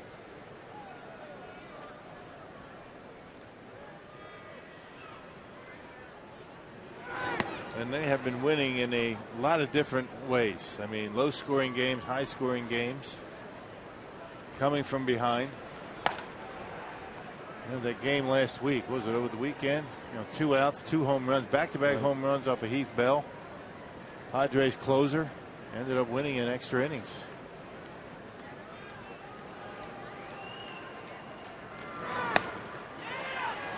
Well, right now the Diamondbacks tied with the Brewers, same record, 87 wins, 62 losses. The Brewers need to finish a game ahead of Arizona to supplant them from any home field for the postseason, because the Diamondbacks own the season series. Took 4 out of 7 from the Brewers, so Milwaukee has to be +1, while the Diamondbacks just need to finish at least in a tie. That could be important if it gets to the finish line. The Brewers win the division. The team with the 2nd best record will not face the Phillies, but now that the Cardinals are back in the game a little bit, and they've made it a race again, not just in the wild card, but in the Central Division. If the wild card comes out of the Central, it would be the wild card team that would face the Phillies. So who knows? A lot of baseball to be played. I don't think it looked like the divisions and the wild card races were pretty well set a couple of weeks ago, but not any longer. Yeah. The Phillies clinched a playoff berth tonight. They're the first to do it, and the fastest in franchise history to do it. 146 games on the schedule. 14th of September. Runner goes. Gonzalez fouls it back.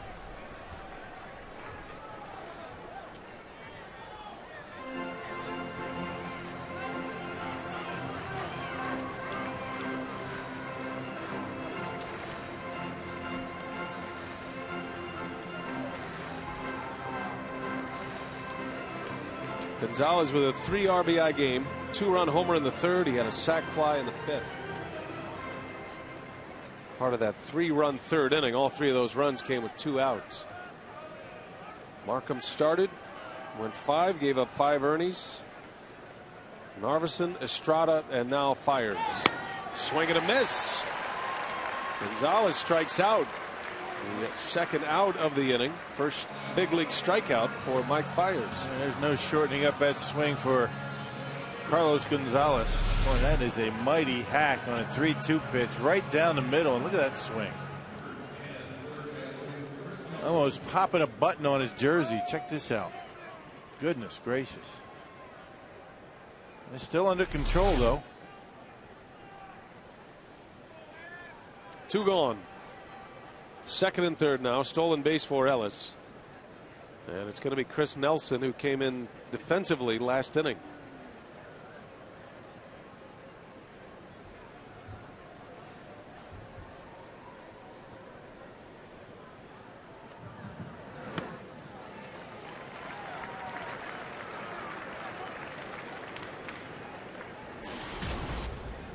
Saw Nelson in defensively last night. No Todd Helton, no Troy Tulowitzki in the starting lineup for the Rockies tonight. There's a strike. Cut fastball. 0-2. That's been his money pitch this year, we understand. I learned that in Fall League. The Brewers pitching coordinator Lee Tunnell. They showed him that cut fastball. It's been a good pitch for him. Got him. Fires with 2 strikeouts in his major league debut. Well done. Welcome to the big leagues, Mike Fires. A scoreless night. Hey, maybe the Brewers can come up with something, give them a win. Glass half full, Rocker. Half full.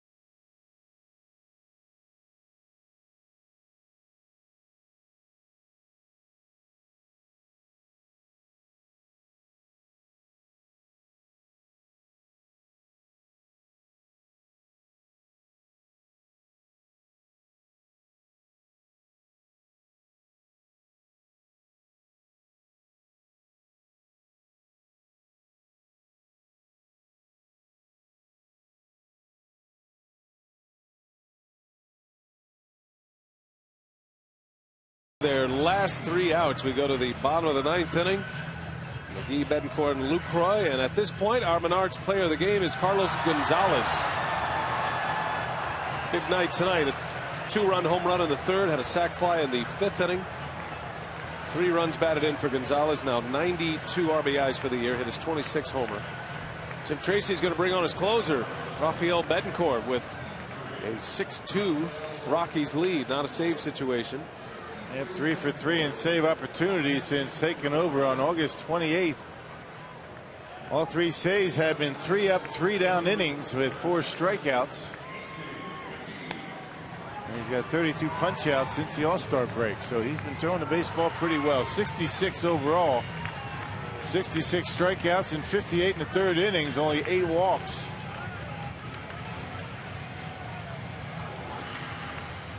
McGee will lead off.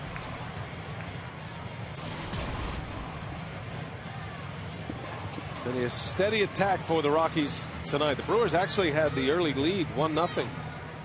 Got a first inning run, an RBI ground out for Morgan.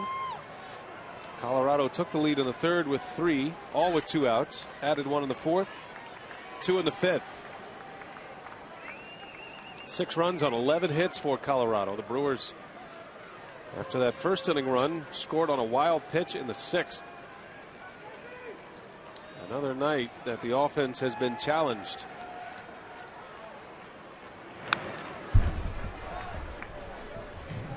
Betancourt came from the Indians to the Rockies. It's in a setup role. He can get into some command issues. Now, is he a Betancourt or a Betancourt? Have you tracked that one down yet? I tracked it down with the Rockies announcers, and they're still going with Betancourt. But my hunch is they haven't asked him yet.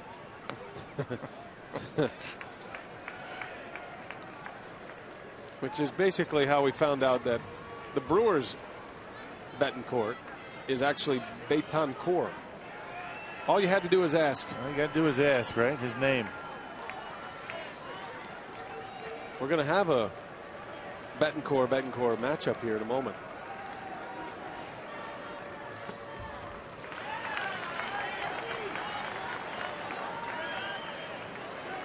If you're looking for a reason to hang in there, that could be one.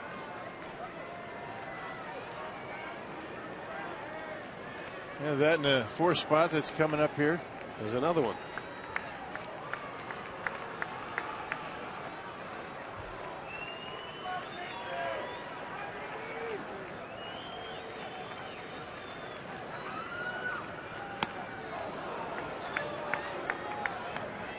Two and 2 on McGee, 0 for 3 tonight.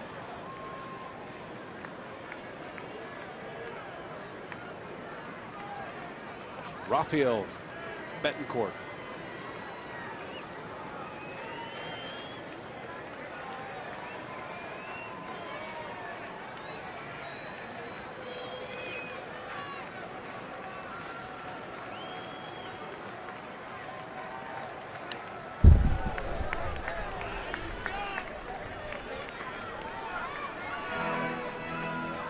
Betancourt is a guy that won't give you a lot of fastballs. 93, 94. He'll throw a slider, but he just keeps pouring into fastballs and not afraid to challenge you. That's one of the reasons why he has not walked many this year. He's having a career year in walks, meaning fewest walks. And his 6 saves are a career high already. He's never really fit into that closer's role, mostly in a setup role. That was a big pickup for the Rockies in 09. They got him from the Indians for their postseason push. He pitched well and then was on that Rockies playoff team in 09.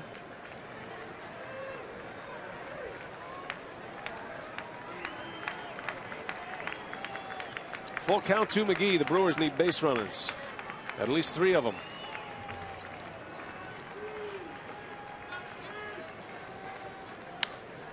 On the ground, gloved by Nelson.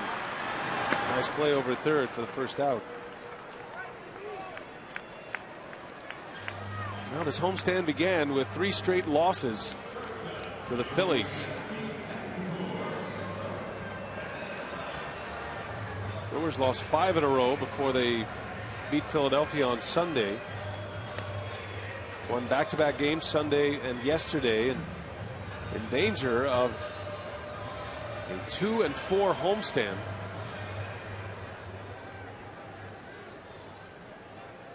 Magic number was 11 when the homestand began. It is down to 8 now. Cardinals won today.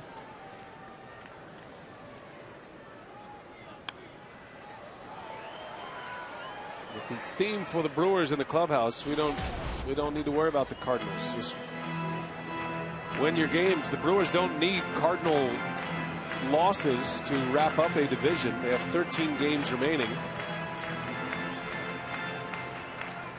An 8-5 finish would do it. That's not asking much from a team that plans on going to postseason.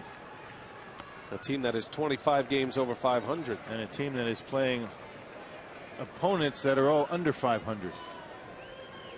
And all have been already eliminated.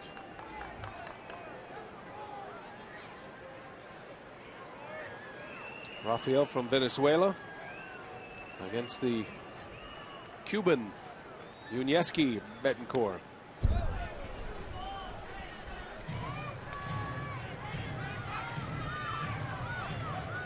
By the way, these are the only two Betancourts that are in the big leagues currently. If you're wondering. Is that right? That's right.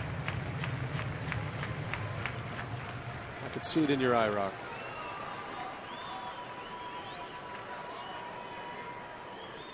Quite a few in the minor leagues, though. Red Sox have a guy in their minor leagues, Ricardo. Where's he from? Good question. I didn't brush up on my Ricardo Betancourt information prior to this game.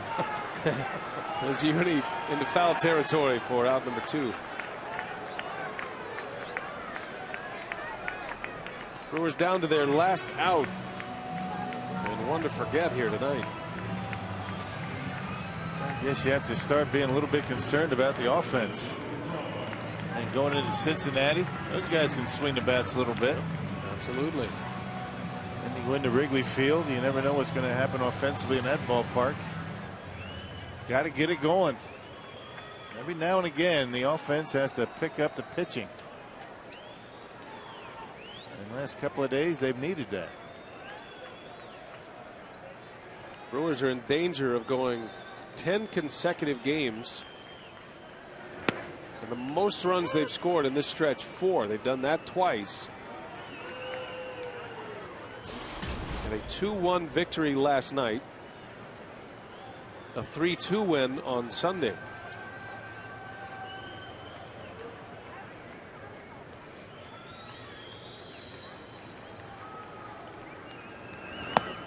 And I'm anxious to see how the Brewers come out of the off day tomorrow. It's some rumblings today. Francisco Rodriguez making comments that he wants to close games. Ron Renicky said he knows him well. He's not surprised that he wants to close games, and he's upset about not being the closer, but understands his role.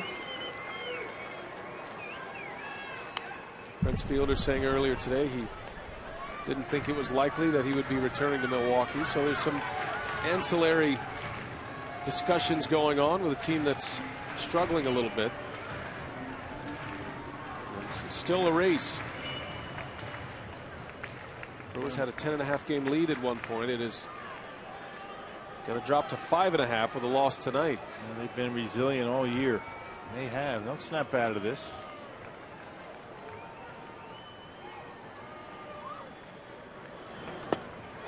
And that's a ball game. So the Rockies win it. A forgettable night for the Brew Crew against the Rockies tonight. 6-2 the final score. And the Brewers lead in the National League Central. 5.5 magic number, still 8. Much more still to come on this one. Craig Kashawn, what do you have coming up on Brewers Live? Well, he brought up some interesting topics. We'll see if we get any commentary based on that. Plus, we'll get inside the clubhouse here from Ron Renicky as well. Brewers close out the homestand with a loss. Now their final week-long road trip of the year coming up.